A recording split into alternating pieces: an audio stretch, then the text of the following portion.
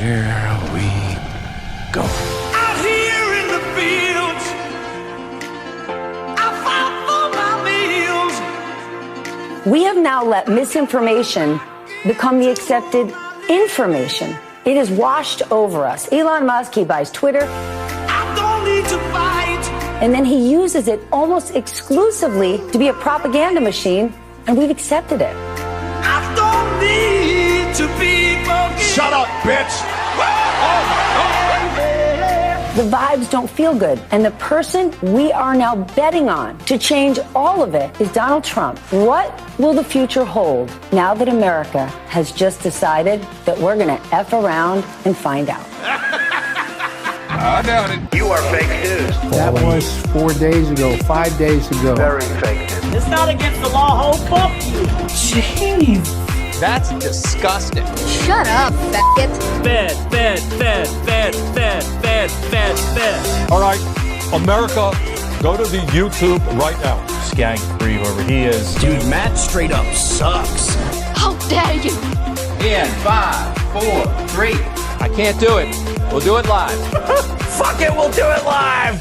Hello and welcome to the show. This is Matt Christiansen live for Sunday, November 10th, 2024. Thank you for tuning in.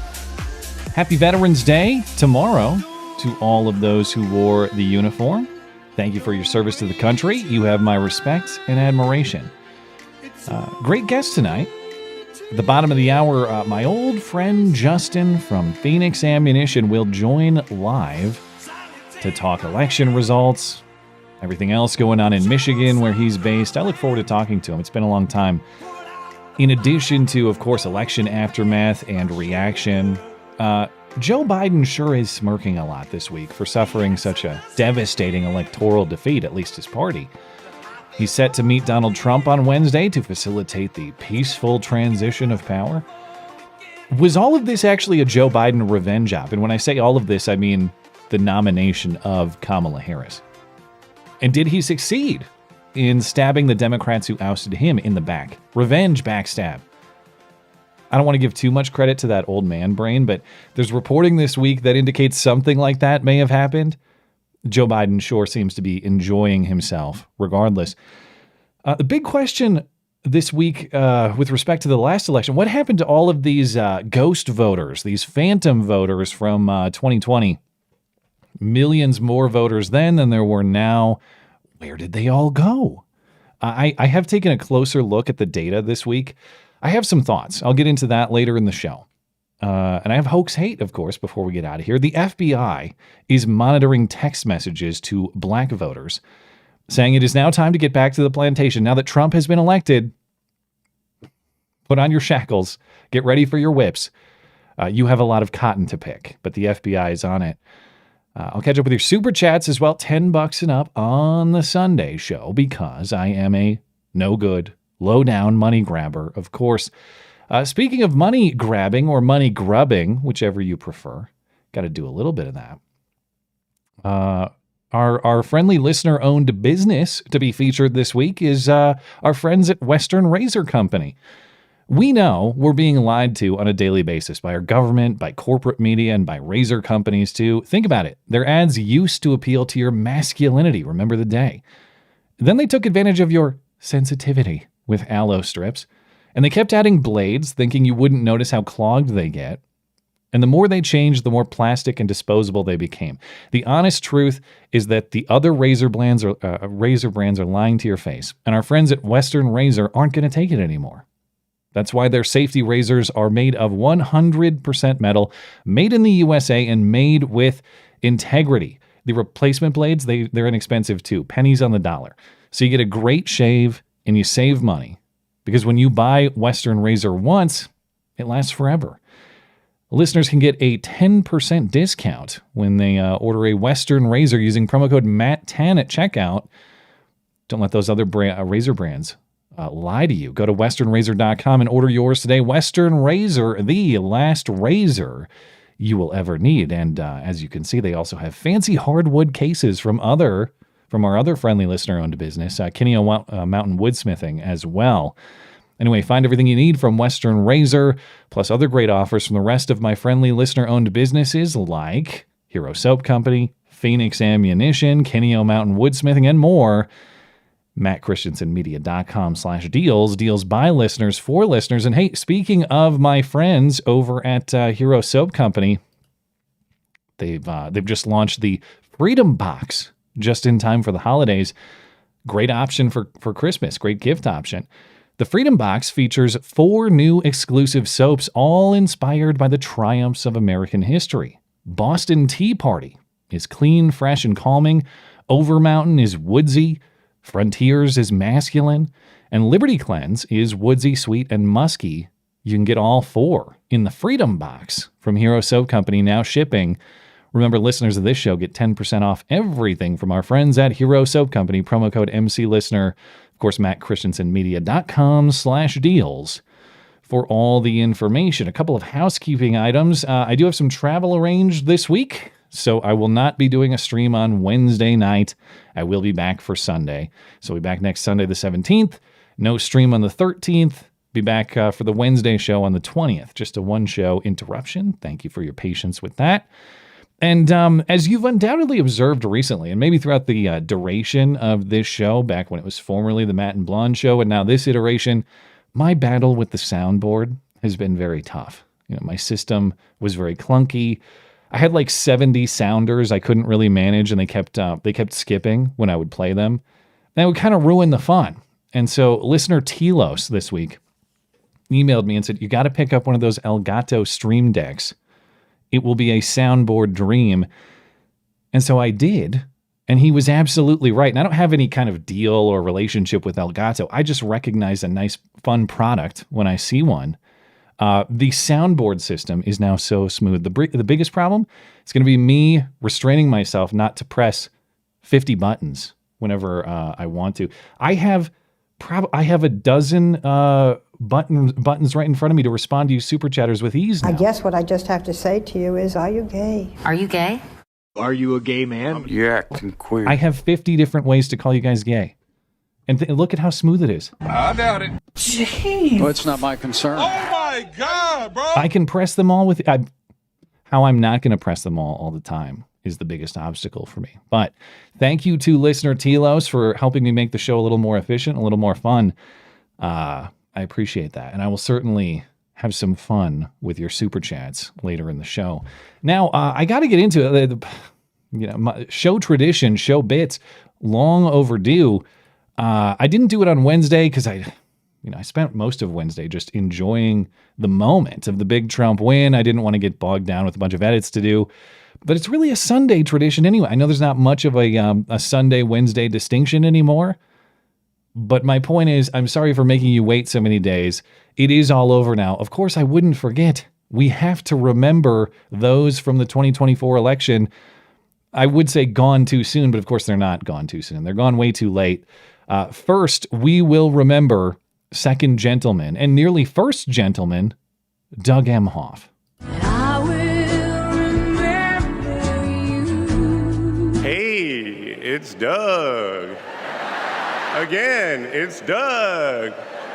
Will you remember me? Tabloid stories about your personal life. How do you stay disciplined and not really go off? We don't have time to be pissed off. It's all a distraction. Don't let your light. Kamala did what Kamala always does. She just put her head down and she went to work. The distraction he was talking about was of course slapping. Reports say he slapped his ex-girlfriend across the face. And he could have slapped the first female president right across her face. What could have been? Poor Doug Emhoff. And next up, of course, nobody knew him until about August. And they'll barely remember him now. Let's say, who was that guy again? No, not Tim Kaine, Hillary's running mate. Tim whoever. The guy who lied about everything and said he was friends with school shooters. Oh, right. We will remember.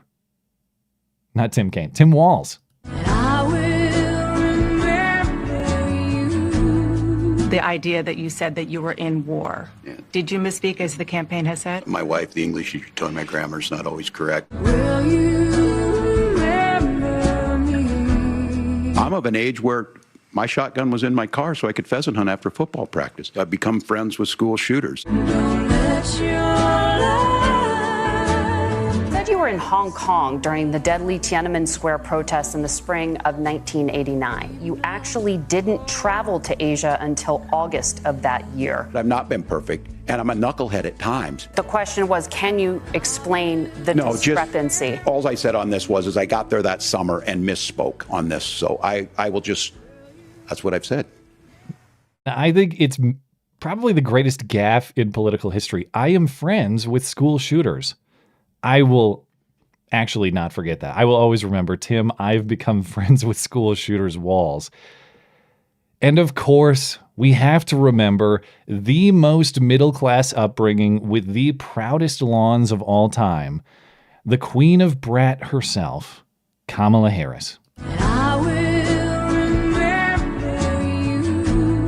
Well, I'll start with this. I grew up a middle-class kid. A lot of people will relate to this. You know, I grew up in a neighborhood of folks who were very proud of their lawn. Will you remember me? Well, if anything, would you have done something differently than President Biden during the past 4 years? There is not a thing that comes to mind. I can imagine what can be and be unburdened by what has been, you know? Poor hubby. Poor hubby. The most underrated part of that lawn comment is the fact that she declares it relatable. I love that. A lot of people will relate to this, just so you know. But have we really heard the cackle for the last time? Hopefully, but probably not. Whatever she does next, which as I talked about on Wednesday, she's got a very awkward political situation now. She's not old, but she's not young. She's now branded as a loser candidate. I don't think that she would succeed if she tried to run again for the Democrats in 2028. Is she going to get a job on some corporate board? Maybe she has a show on MSNBC with Jen Psaki. That's probably the most likely. She's not going to disappear from public life. But she has a weird situation in front of her. We'll see how she navigates it. But to review the election results, it is now official. Trump has a clean sweep of the battleground states, all 7 of them: Georgia, North Carolina, Michigan, Wisconsin, Pennsylvania, and the more recently called Nevada and Arizona. They all go to Trump. The final electoral tally is Trump 312 to Kamala 226. The map is identical to Trump's 2016 win, plus he picked up Nevada. So he exceeded his performance in 2016. And this is actually the largest electoral college victory since Obama in 2012, the largest electoral college win for a Republican since George H.W. Bush in 1988 and Reagan before him. And so Trump is now assembling his team, starting with his chief of staff over at the White House, or who will be. She is Susie Wiles. She is the now historic first female White House chief of staff, or she will be. She was Trump campaign co-chair throughout the campaign. Apparently is not big on public appearances or public comments. I actually don't remember her doing much public at all during the campaign, but she's been a big part of the campaign, apparently.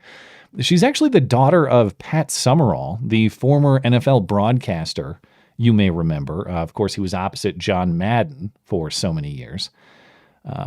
Been in Republican politics for a long time, worked on a lot of campaigns. She worked on Ron DeSantis's campaign in 2018, and then she went back to the Trump team and apparently has, I guess she's bitter with Ron DeSantis because she hardly ever tweets, but apparently earlier this year when Ron DeSantis officially quit the race for president, she tweeted at him, bye-bye. She never posts anything, but she did post bye-bye to Ron DeSantis.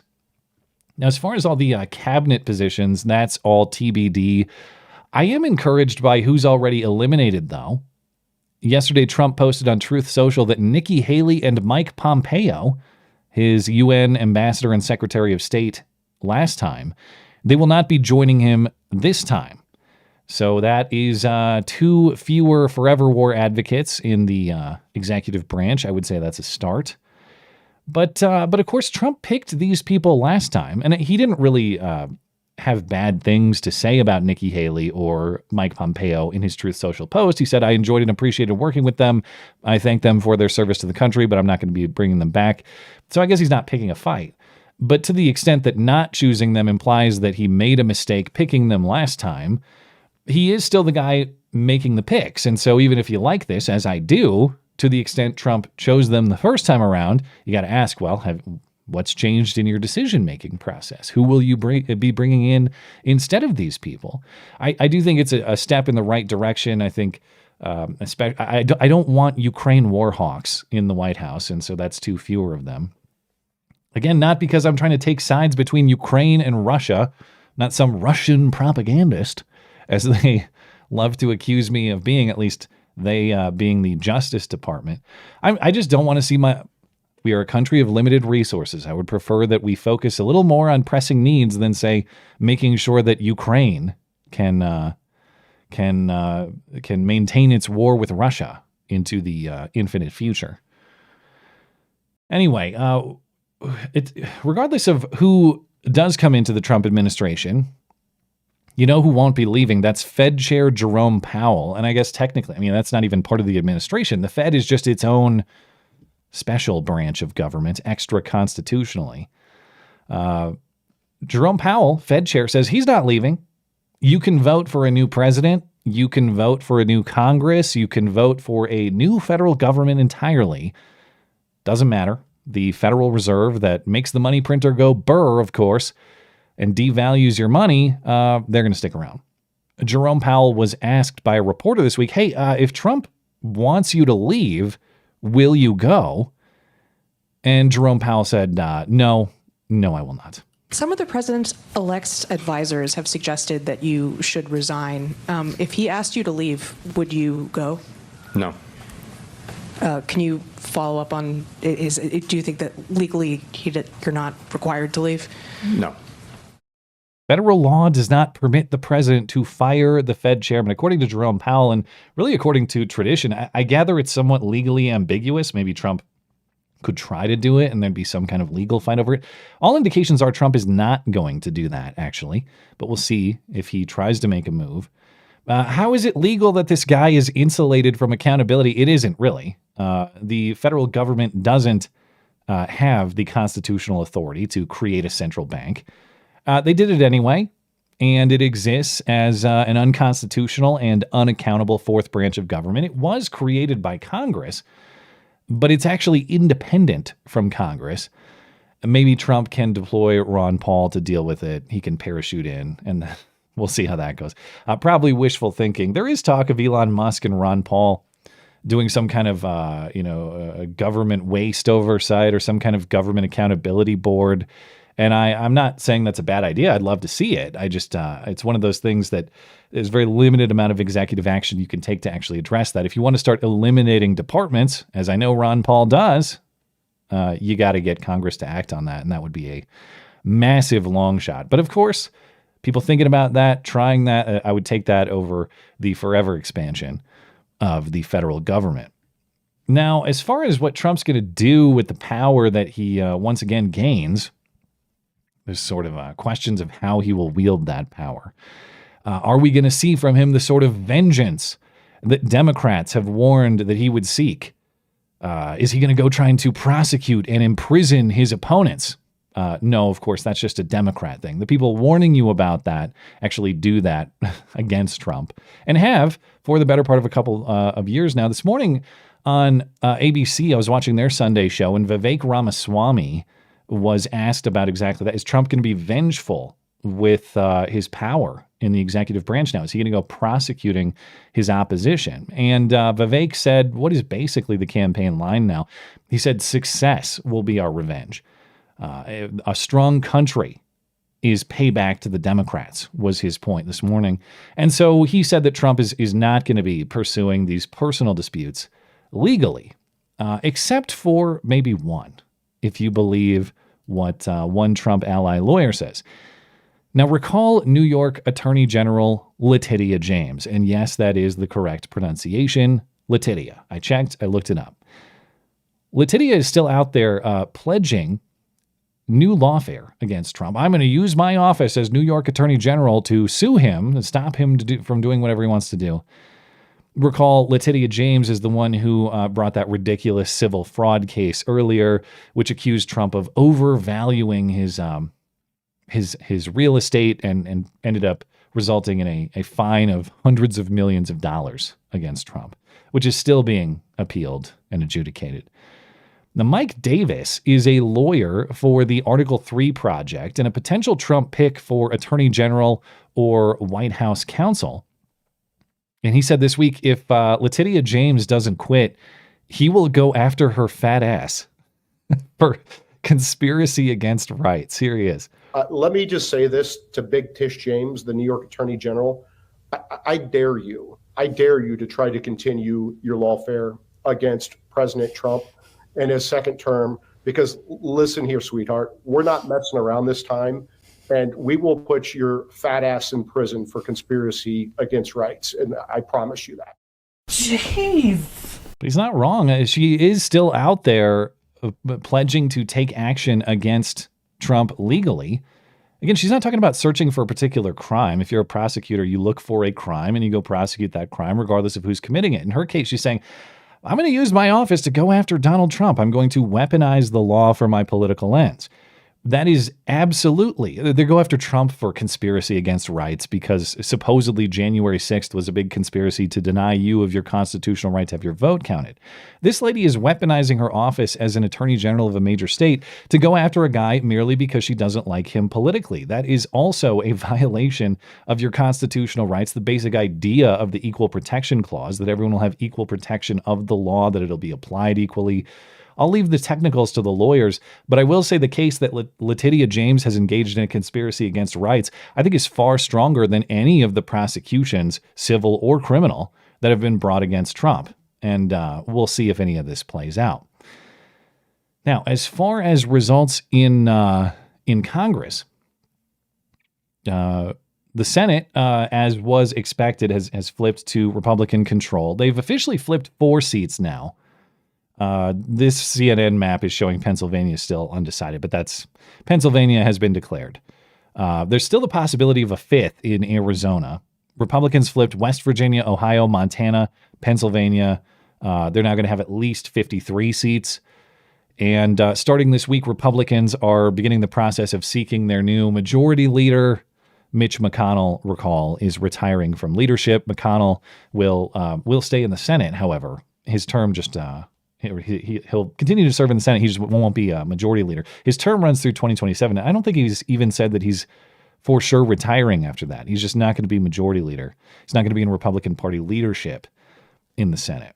In the House, oh, and by the way, it looks like it's a race between Thune from South Dakota, Cornyn from Texas, and Rick Scott from Florida. We'll see how that vote actually pans out, and we'll see who the new majority leader is heading into the new year.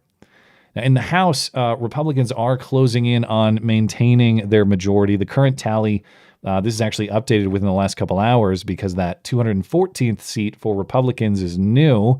So the current tally is 214 Republicans to 205 Democrats, 16 still undecided. Of course, 218 is the necessary number for a majority. Republicans need only 4, then, of the remaining 16 seats to hold on to House control. Very likely they do that, which means Speaker Mike Johnson is very likely to continue. Now, before I get to Justin here at the bottom of the hour, I want to talk a little Biden revenge. Now, why didn't I do an I Will Remember You montage for Joe Biden? Have I already forgotten him? First of all, I think I'd be justified in saying that I did. I think that's perfectly understandable, given the fact that he's a ghost and is in the Oval Office right now. But no, I didn't actually forget. There are a couple reasons why I didn't do an I Will Remember Joe Biden montage. Number one, because the potential clips for a Joe Biden I Will Remember You montage are so deep that it was overwhelming. I can't pick the top 3 or 4 Joe Biden clips from this campaign. So I'm just not going to do that for now. It's an overwhelming task. But number 2, I'm not actually convinced that Joe Biden is actually done. Of course, he's not going to be president after January. I'm not talking about some worry that he's going to hang on to power or something like that. I'm saying he's got a little bit of time left, and it appears that he has used and will continue to use the power associated with it. Now, Joe Biden, there's been wonder about Joe Biden potentially undermining Kamala Harris all summer and through the election. Of course, he gaffed it up heading into Election Day when he called Trump supporters garbage. He put on the Trump hat a few weeks or months ago when he was heckled by Trump supporters. He said last week he wanted to smack Trump supporter ass. Now, maybe that wasn't even a gaffe. Maybe that wasn't undue aggression. Maybe he actually likes Trump supporters so much now that he's interested in smacking them in the ass. But that's a big game, man. But he's also undermined Kamala in a bunch of other ways. He said Kamala was a big part of all of his decisions. He's going out there and reminding everyone that Kamala was a huge part of this unpopular presidency. And he's done all sorts of things that I think that I think harmed her campaign. The best meme clip of the week, my favorite, is about exactly this theme. Here is the end of the election 2024 movie. It's Joe Biden cracking a smirk, knowing exactly what he's done.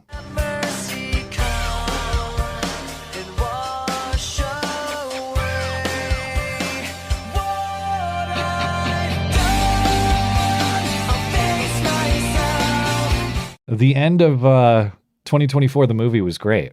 But that clip, of course, was actually back from May. It's not this week. But it does fit the theme really well. Now, what has Joe Biden done? Is this actually, at some level, a Joe Biden orchestration? Now, Joe Biden hates Obama and Nancy Pelosi and the rest of the Democrat establishment who kicked him out. He hates Kamala Harris for being his replacement. That much is clear. But now the questions are, to what degree did Joe Biden maybe pick Kamala Harris as his replacement? Was this all a big revenge plot? According to the New York Times this week, when Biden was pressured out over the summer by Nancy Pelosi and the rest of them, Nancy Pelosi actually anticipated and expected a blitz primary process. That is to say, Joe Biden would step aside and Democrats would select their next candidate by some sort of expedited primary. They would have a voting process. It would be like a really quick version of what happens in the spring. They didn't push Biden out with an expectation that someone else would step in. And then what happened? Joe Biden came out that Sunday that he announced after a couple-hour delay, and he endorsed Kamala Harris. I remember when the announcement came out, there was no endorsement. I thought, man, is this like a rift between the president and the vice president? He didn't endorse anybody. Was that backstabbing Kamala? Well, according to this theory, endorsing Kamala was the backstabbing because it stole the nomination process from Nancy Pelosi, Barack Obama, and the rest of them, stabbed them in the back. Did he intentionally endorse a candidate he knew would lose? He knew was wildly unpopular. He knew was unqualified. He knew couldn't handle it, for the reason of getting back at the Democrats who betrayed him, so he could get the last laugh. Joe Biden, of course, wants to be remembered. Joe Biden does not want to be the forgotten old white man between historic Barack Obama and potentially historic Kamala Harris. He wants to be remembered for being the guy who took out Trump, saving the republic from Trump, even though it didn't go that way this time. But in his argument, well, that's because they ousted me. I was prepared to take out Trump again, but they ousted me. Now, I know that accepting this theory requires me to believe that this otherwise incompetent, old, senile man has some high-level strategy going on in his head. But maybe his people do. I would assume that his people hate the same people for the same reasons. Maybe this was orchestrated more than we realize. I understand there's not a lot going on in that old man brain, and he's 80 plus years old. So I'm not shifting entirely to say, well, he was completely brain dead, and now he's suddenly a strategic genius. I just think the pieces are there. And you got Biden awfully smirky this week, discussing the election results. He's just smiling away, looking happier than ever. And then he's out there earlier today and people are asking him, hey, do you regret calling Trump a threat to democracy? Is he really a threat to democracy, considering you're going to go meet with him on Wednesday? And the audio's a little low here, but that's exactly what Biden says. Oh, I'll see him on Wednesday. Trump's still a threat to democracy. I'm going to see him on Wednesday. I'll see him on Wednesday. Okay, well, what might they discuss besides, the moving logistics? In addition to what's going on with the election results, there are also rumors that there might be a mutual pardon package. Biden pardons Trump. Trump pardons Hunter when he gets into office later, and they both get security from the law without the appearance of corruption. Maybe there's some sort of unity achieved as well. But we're at the bottom of the hour. It looks like Justin is not here yet. So I'll keep moving along and see if, let me make sure I'll keep my messages open so I don't miss him. But we'll keep hopping stories until he hops in here. I want to catch up with the protests as well, which have just been incredibly lame. I know I mentioned this on Wednesday, but what has happened to the Democrat mob? Where are they? Because it is awfully quiet out there. Too quiet, in fact, as I was discussing Wednesday. Now, I thought if Trump did win decisively, there's no way Democrats are just going to let him walk into the White House. No way the urban centers go mostly peacefully burned down. And so far, the protests in response have been completely lame. There were apparently thousands of anti-Trump protesters in New York City yesterday. And apparently all they did was march around. I see no reports of destruction or arrests. There were also protests in Seattle, Portland, D.C., but likewise, I don't see reports of destruction or arrests at these places. So what happened to the energy? What happened to the summer of love? Trump gets back into office and they have basically no fight left in them. Careful what I wish for, of course. It's also reported that Kamala's campaign is broke. So, and they're in debt. They're not just broke. They owe millions of dollars, apparently. Maybe the money to pay the mobs has run out. Who knows?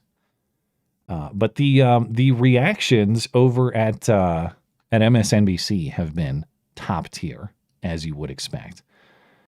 On Wednesday, Stephanie Ruhle said that voting for Trump is a fuck around and find out moment for America. We have now let misinformation become the accepted information. It has washed over us. Elon Musk, he buys Twitter, and then he uses it almost exclusively to be a propaganda machine, and we've accepted it. We've accepted a narrative that despite an actually great economic recovery, the vibes don't feel good. So we want to reject it and get something else.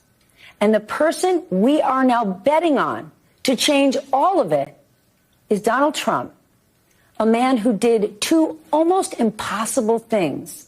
He won the American presidency twice, and he drove a casino into the ground. What will the future hold now that America has just decided that we're going to F around and find out? Fuck around and find out.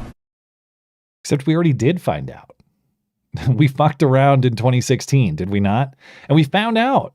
And things actually got pretty good through, until 2020. Good economy, minimized wars, border under relative control. I heard the same thing with presidential historian John Meacham on PBS this morning. And they were trying to figure out what will a Trump presidency be like? And of course, this guy's a presidential historian, but he's really just an actual communist in disguise, a lackey for the Democrat Party.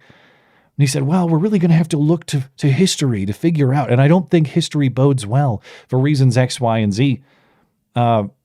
He's talking about presidents decades or centuries ago to explain what we could expect in this scenario. We don't have to go back that far. We all lived it. Unless you're an actual child, we all lived it. It was just 4 years ago, and comparatively, it was actually pretty good. So when Stephanie Ruhle is saying things like, well, the economy is actually awesome, it's just people don't like the vibes. Thank you for lecturing the American people about what they can and can't afford, lady. I'm pretty sure they might have a little more expertise in that area than you do. But who actually had the vibe campaign unironically? It was Kamala Harris running an actual vibe campaign, and it didn't work out. So, and In terms of who's the fuck around and find out candidate, Kamala Harris was the fuck around and find out candidate. She was an actual mystery box. You don't know what you're voting for. She won't tell you what you're voting for. Sure, it was this in 2019, but it might be that in 2024. Who really knows? That was the fuck around and find out candidate. And thankfully, at least for now, we won't have to find out. But hey, it looks like Justin is here. So I will pause there. Before I get to Justin joining, I want to give a little reminder about why I appreciate him and his ammo company, Fenix Ammunition in Novi, Michigan, so much. That's because you come for the ammo and you stay for the memes. It is by far the best ammo company on X. I would say that the ammo is pretty good too. But before I bring them in, I want to remember the one of the greatest meme moments from Fenix Ammunition over the last couple of years. Here's some news coverage of his Dianne Feinstein memorial last year.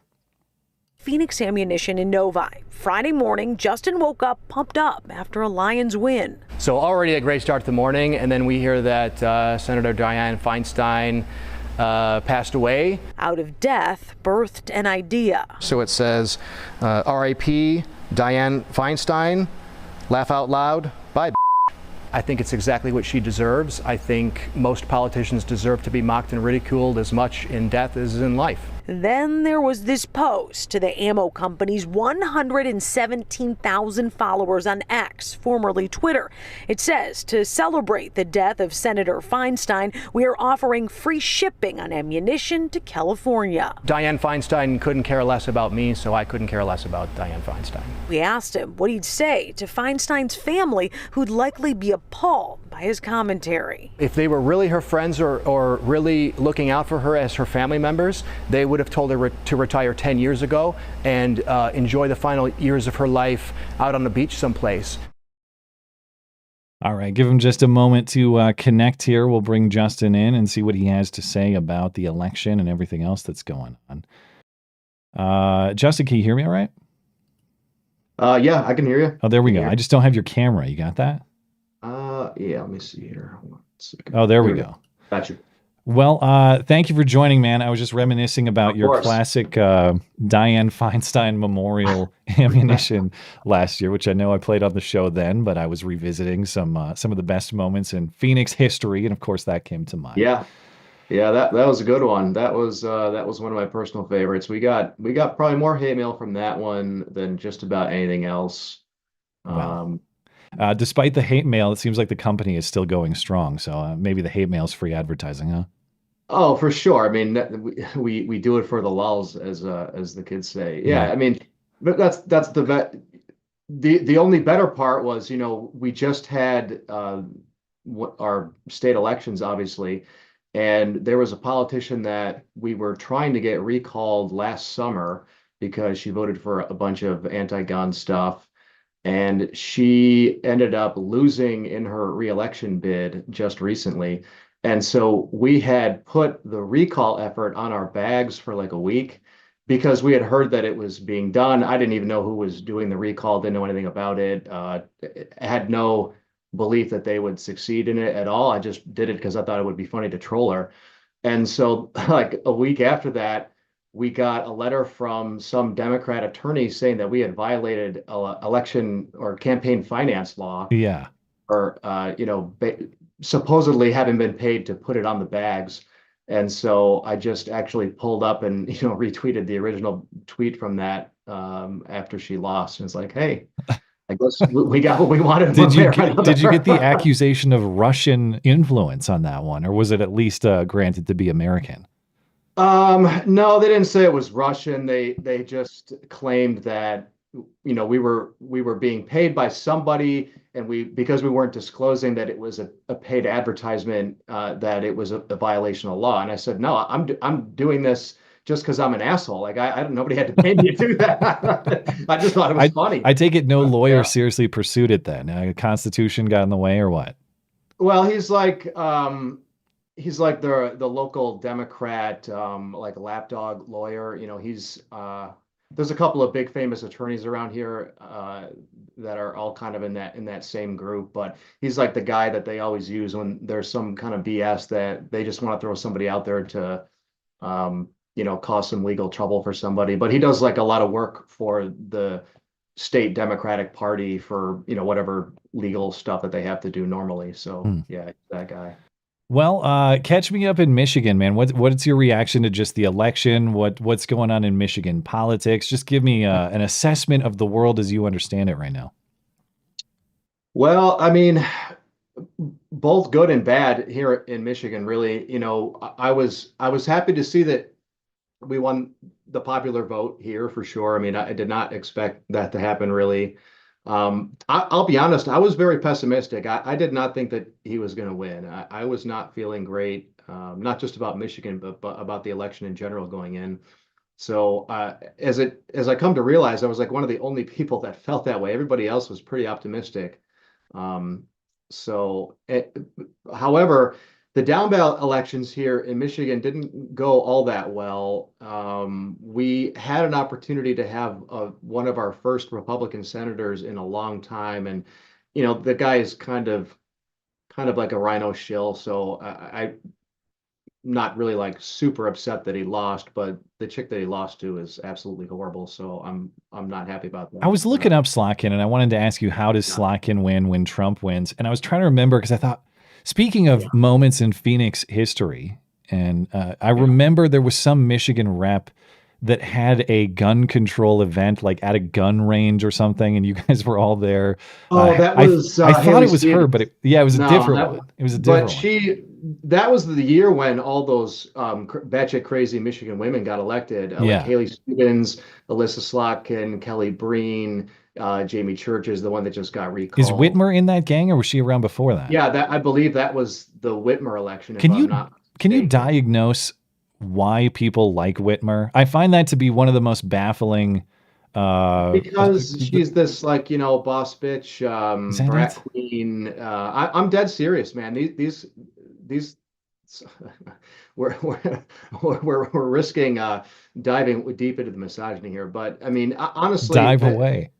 Yeah, I do yoga twice a week, so I spend a lot of time around like solid liberal women, from like the absolute core of liberal strongholds here in Michigan. Yeah. And so I get a lot of insight to the way they think. And and here's another thing. I've watched more MSNBC in the last 3 days. I've been kind of sick and just kind of watching it to enjoy the show more or less. Yeah. And I can see where they get it from. I mean, there are real people in the real world who really believe that Rachel Maddow and all those other people on MSNBC are really true. I mean, I overheard a conversation coming out.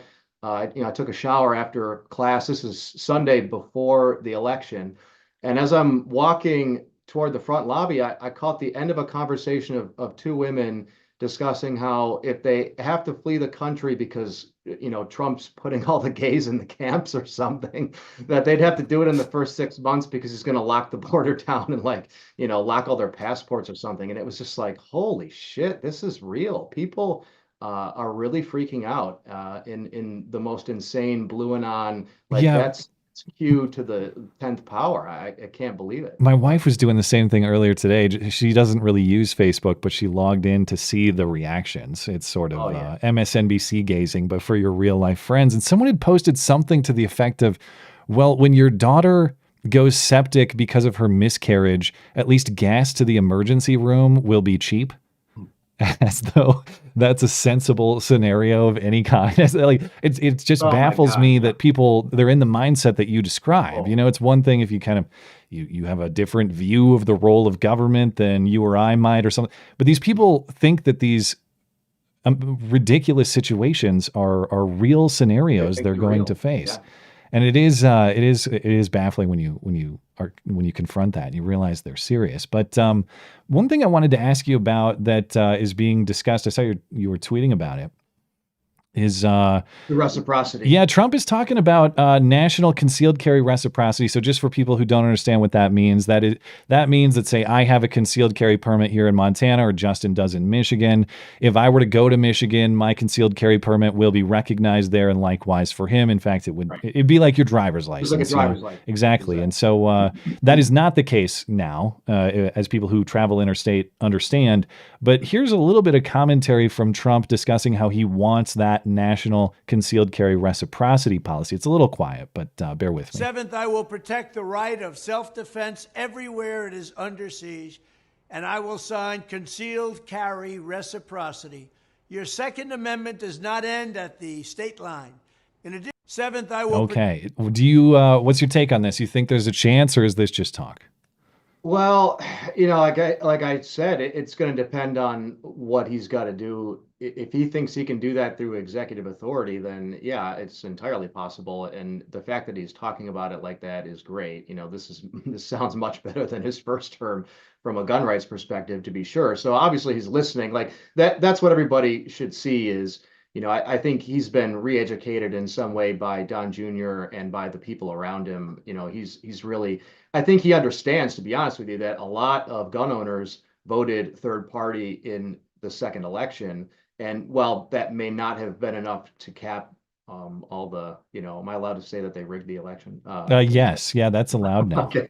So anyway, it might not have been enough to overcast all that, but I think he realizes that he made some mistakes and that he's got to rein that in. I'll be interested to see what he does with ATF director. That would be much more interesting. But yeah, I think I sometimes forget that Dettelbach is in there. Was he confirmed, or is he just acting? I think he was confirmed. I think he was the first confirmed ATF director that they've had in like 20 years. Did you see that segment of him on CBS with Margaret Brennan, who was one of the debate moderators later? But they were going through. Was it recent? It was within the last year, and they were going through a bunch of guns they've recovered. Oh, yeah. He couldn't take the Glock apart. Oh, yeah, it was that one. Yes. Yeah. Tim Walz looked great compared to him, actually. But man. Yeah. On the reciprocity thing, though, like I said, I mean, that'll be a big test. If he can get all of these rhinos in line to vote on that, I would be very impressed. And I think that will be a good signal that he'll actually be able to get things done. I would say, he's got to get something done quick. What I don't want to see happen is him spend a bunch of time on something and then have, get John McCain in the end, just like he did with the Obamacare repeal. Yeah. But, right now there's a much, like the border was a problem in his first term. It's like a real fucking problem now. So I don't think that any Republican in their right mind would stand in the way of him getting whatever funding he needs to get that figured out, like right now. So while that's getting figured out, I think if he's able to get them to then rally around, concealed carry reciprocity, I would be very impressed. I mean, I'm always one of those people who thinks we don't need a permit and all that stuff, but like realistically, that's sort of a like big L libertarian party kind of thing. Like, oh yeah, like, well, in a perfect world, we shouldn't have to have a permit. But the reality is this is where we are now. So if we can at least make it like a driver's license, that's one step closer to getting it to the point where we don't have it at all.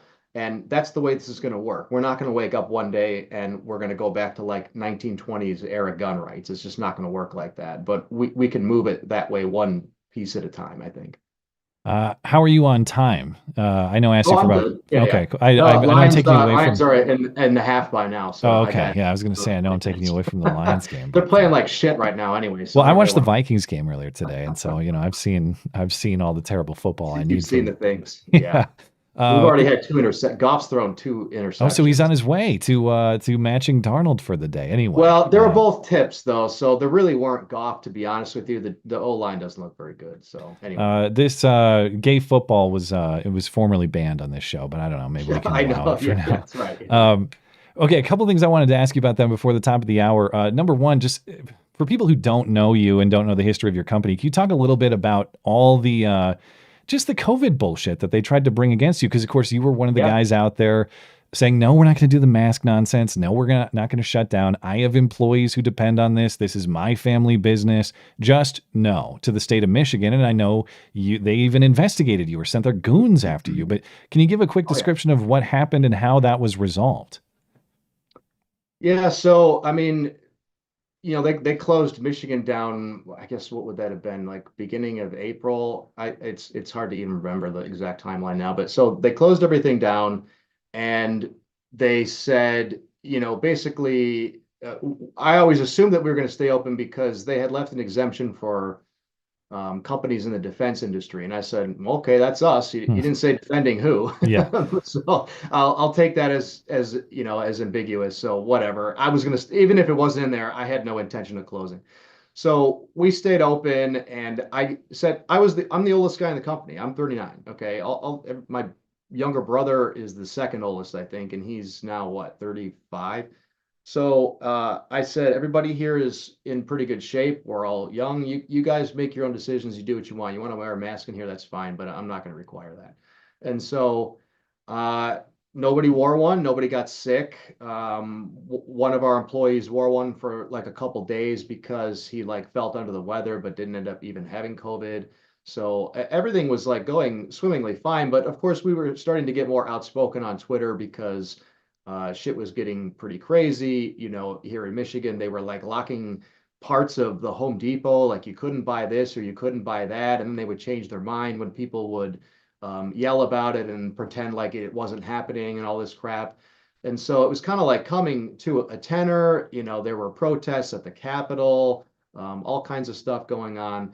So at some point, somebody filed an anonymous complaint to our local police department that said we weren't wearing masks. And it's because I had said it in a Twitter post.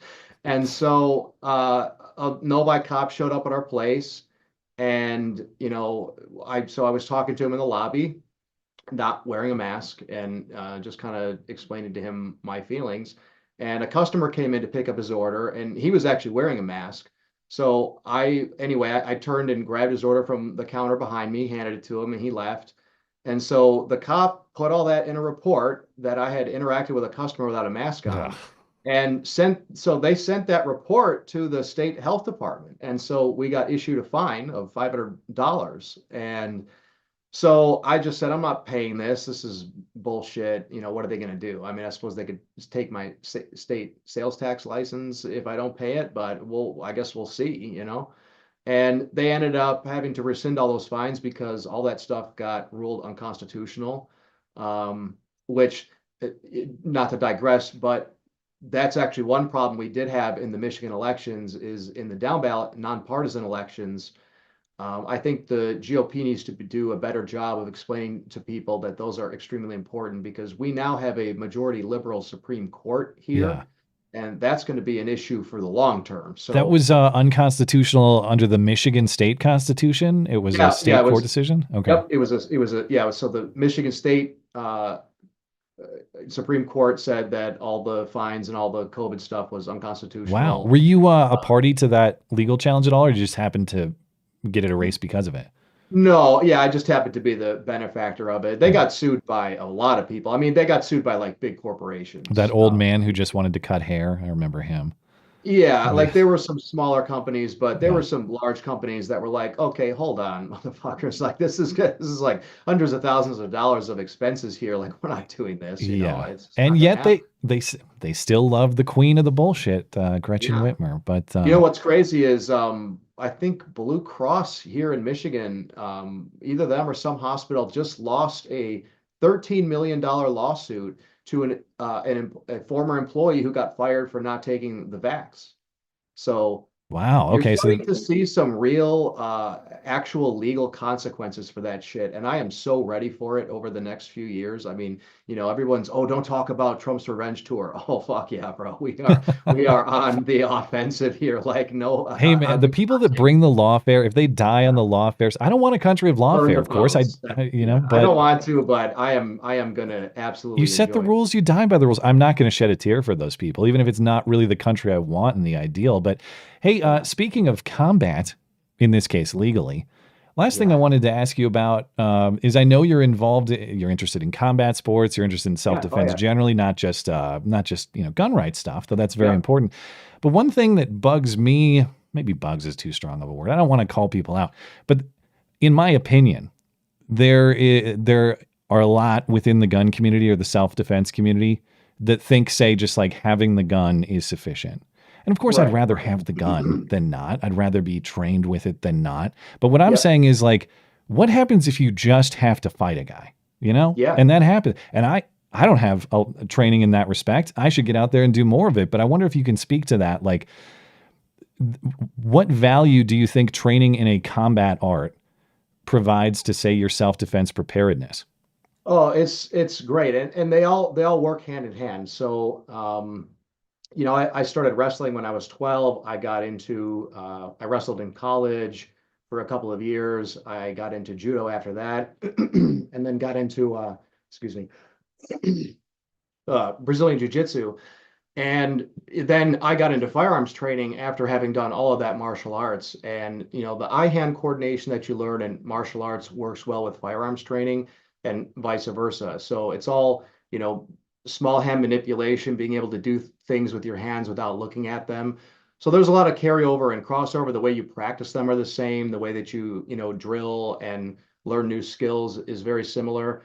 And so, yeah, it all works together. I mean, you have to think to yourself, in a situation where you need a gun, how easily will you be able to get to that gun? You know, if somebody's on top of you, you may not be in a position to be able to grab it. You may have to make some space.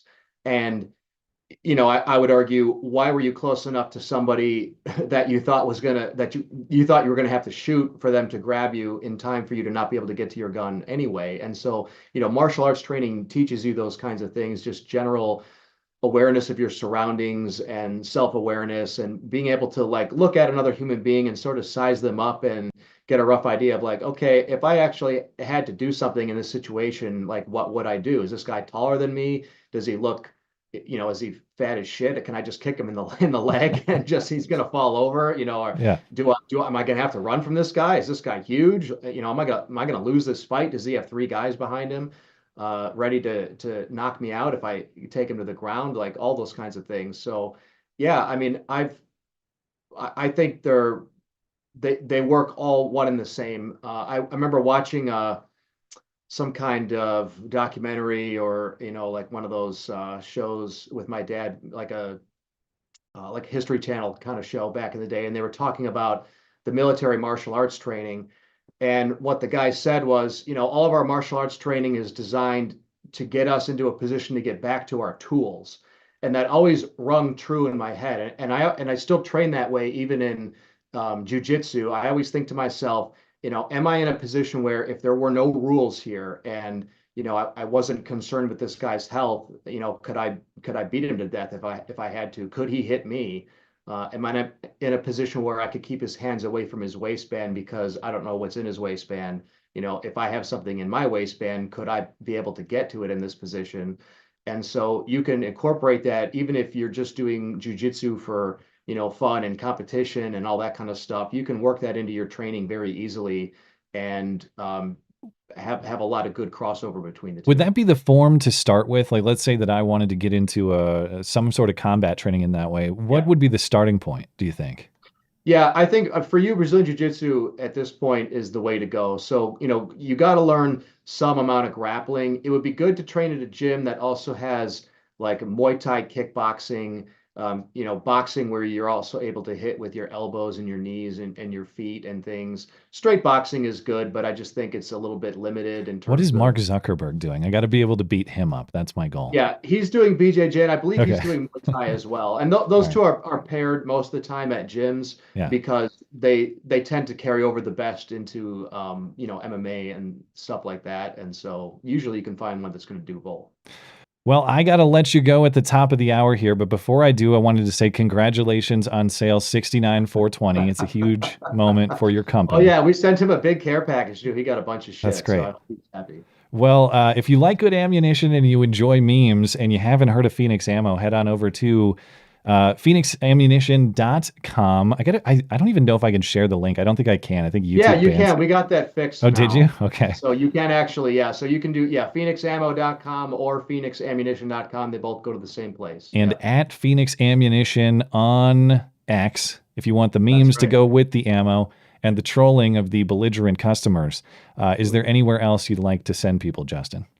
No, that's it. That's the only place you can find us. We're banned everywhere else. So. All right. Well, it's good to be back on X then. But hey, man, thank you for coming by. I really appreciate your time. It's good to catch up. And I hope you'll come back soon. I'd love to talk to you some more. Yeah, anytime, man. My pleasure. Thank you, Justin. Yeah, have a great night. Okay. We're right at the top of the hour. Time for Super Chat. And I actually have a special arrangement for Super Chat that I'll have to get to momentarily really quick. We'll let Justin get on his way. And I have a surprise for you guys. In terms of how Super Chat's going to work here. All right. Let's see what happens here. I should have prepped a drum roll. You know, all I have instead is just Jeopardy music. Oh, there we go. Okay, so who's here? It's a guy you don't recognize, but you soon will. Who's this random dude here for Super Chat? Would you like to introduce yourself, sir? Maybe he can't hear me. Who is this indeed? Oh, there we go. I can hear you. There's a little bit of a delay. Oh, okay. Well, we got a duct tape connection, but that's in line with the duct tape production. Would you like to announce your name, or do you want me to announce your name? Well, I think the audience is already a little. Oh, unfortunately, we got a crap connection, and this isn't even part of the bit. Connections just aren't used to the face. The connection's not going to work, unfortunately. Are you on your internet connection? Or are you on cell? I am on my internet. Okay. Unfortunately, I don't think it's going to. Dang it. Connection. I'm going to tether my cell and see if it possibly sends packets through both. All right, let's try it. Let's stand by. Well, we'll see if we can get it fixed. That is Knuckle Hunky Buck, the most famous super chatter of them all, who's joining to do Super Chat with me. We'll have a little fun reading Super Chat with the star of Super Chat himself, Knuckle Hunky Buck. Unfortunately, we planned on a better connection, but such is the perils of live production. We'll see if we can get that rolling. But stand by, Mr. Hunky Buck, and just chime in if you think the connect. Well, I don't know. It looks like it's better now. Is it better? Yeah. Are you still there? Yeah, I'm here. Can you hear me? Yeah, there we go. Now I can hear you. All right. Well, now that we botched the introduction, you have any other points you'd like to raise? No. Just glad to be here on the show. Let's get after it. Right. You're a faggot. Let me give you a proper introduction. Shut up, faggot. I don't know if you heard, but my button bar has been significantly that's my intro. Yep, that's your intro. You're a faggot. Shut up, faggot. All right. You want to? You're here to read Super Chats with me. You want to start, or do you want me to start? I'll just dive right into it, I guess. All right, what do you got? Pressure's on. Should I start over on Tippy? Yeah, go for it. All right. Well, if I'm not funny, it's Long Dong John's fault, because he's the one who wrote this one. All right. Hickory Dickory Dock. Kamala sucked Willie Brown's cock. She went to an election. The Dems thought she'd be their resurrection, but Trump's return was something she couldn't block. That's disgusting. That's perfectly suiting first Super Chat for you to read. Thank you, Long Dong John. I'll take Logan Orr. 1/6. Happy birthday, bros. So happy birthday, bros, from Logan Orr. What's 1/6 though? Is that January 6th? I don't know. I'm guessing Logan Orr knows, and I'm guessing his bros know. Okay, we'll go with that. Thank you, Logan. All right, and Daniel Jagger. I hate to bring everyone off the sugar high of this election, but Trump's administration has roughly 500 to 550 days to right this ship before Reid Hoffman comes in with $10 billion for the midterms. Yeah, that's true. On the serious point there, yeah, this is in all likelihood, Republicans are going to have their majority here in the House and Senate. You better make good use of the next couple of years of time, because you're going to probably get swept out in the next midterm, and then it's going to be nonsense from the cult of Nancy Pelosi, whoever takes the reins, Hakeem Jeffries, whoever else. But all right, and looks like George Cantor. What chance that the left will have their January 6th day as well? I actually think pretty well. I don't. I don't know. I thought they were going to do it already. Are you surprised by how lame the response has been, that we don't have the mobs and the burning and all the insanity that was expected? Do you really think that they're going to limit it to a day? Oh, or they're going to have a January 6th 4 years? They all have to the next 4 years. Okay, I see. Just constant summer love. Okay, so we have that to look forward to. So what do you think's going on right now? Like the plotting? Are they organizing this? Why are they quiet now? Yeah, I don't know. It's like a sci-fi horror. Like, it's quiet, too quiet. Exactly. Like there's something, there's something going on. They're not just folding their hands going, well, we lost. It's too bad. We're going to have another chance in 4 years. So who knows what's going to happen to this? But yeah, no, it's not going to be a one-day January 6th event. It's going to be an interesting 4 years. But we've got another one from Daniel Jagger here. Daily Caller has a story detailing how House Whip Jim Clyburn has largely not been drug into the infighting, but was largely a part of Joe Biden's decision picking Kamala in the first place. Okay, so there's more detail to it that I hadn't necessarily seen. I was talking earlier before you joined about this idea that Biden made the Kamala endorsement as a revenge effort against Nancy Pelosi, Obama and company, knowing that she sucked and she was going to lose. You buy into that theory at all?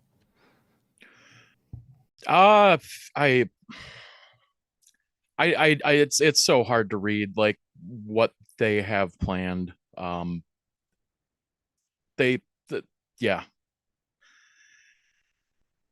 They always project. Like I think the easiest way to detect their plans is just kind of watch what they accuse Trump of doing, and that's exactly what they're doing. Like when Kamala says oh yeah, Trump is scared to have interviews. He's constantly having interviews. Yeah.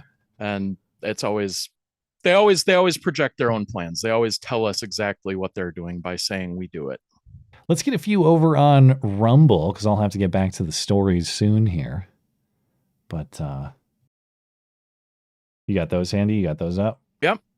First one I'm looking at. Oh, nope. Looks like it got rolled down, and we've discovered that this is LBot PN. Oh, that's right. I always forget. You're right. Thank you. Key details. I am not going to be niggardly. As typical, no notes. Yakko 1977 says, I feel a little bad for the brainwashed fools who are freaking out over Trump, but at the same time, they chose to be sheeple who allow themselves to be misled. Or is it a legit mental illness? I don't know.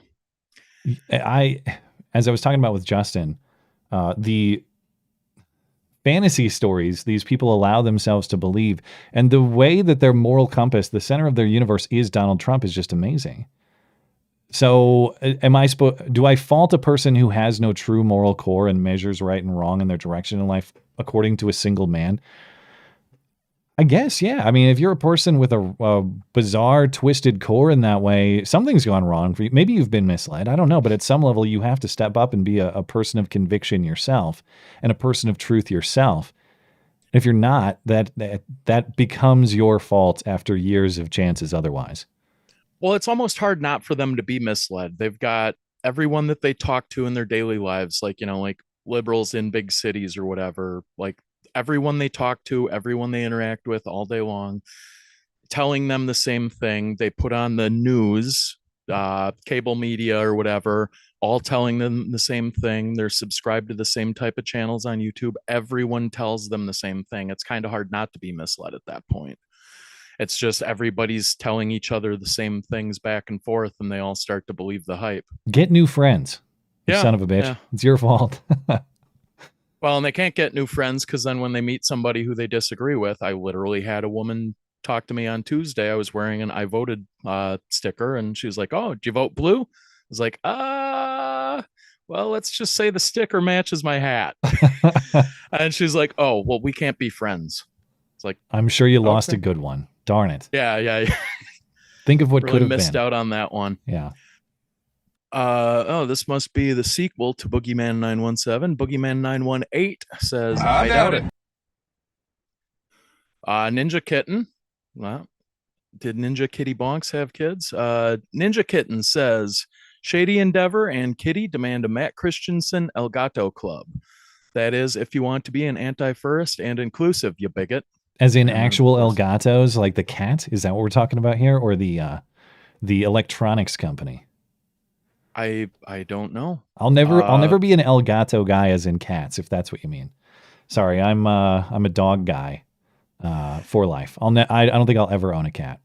You know, I never wanted to own a pet. I just like having my stuff not get messed up, but I did within the last couple months end up adopting a cat, and I'm not a cat guy myself, but he's more like a dog, actually. He like follows me around and greets me at the door when I come home. And I got news for you. That means you're gay. No cats. I earned that one. All right, man. 10 minutes after, I should probably give it a rest there, and I will come back to the rest of the chats at the end of the show.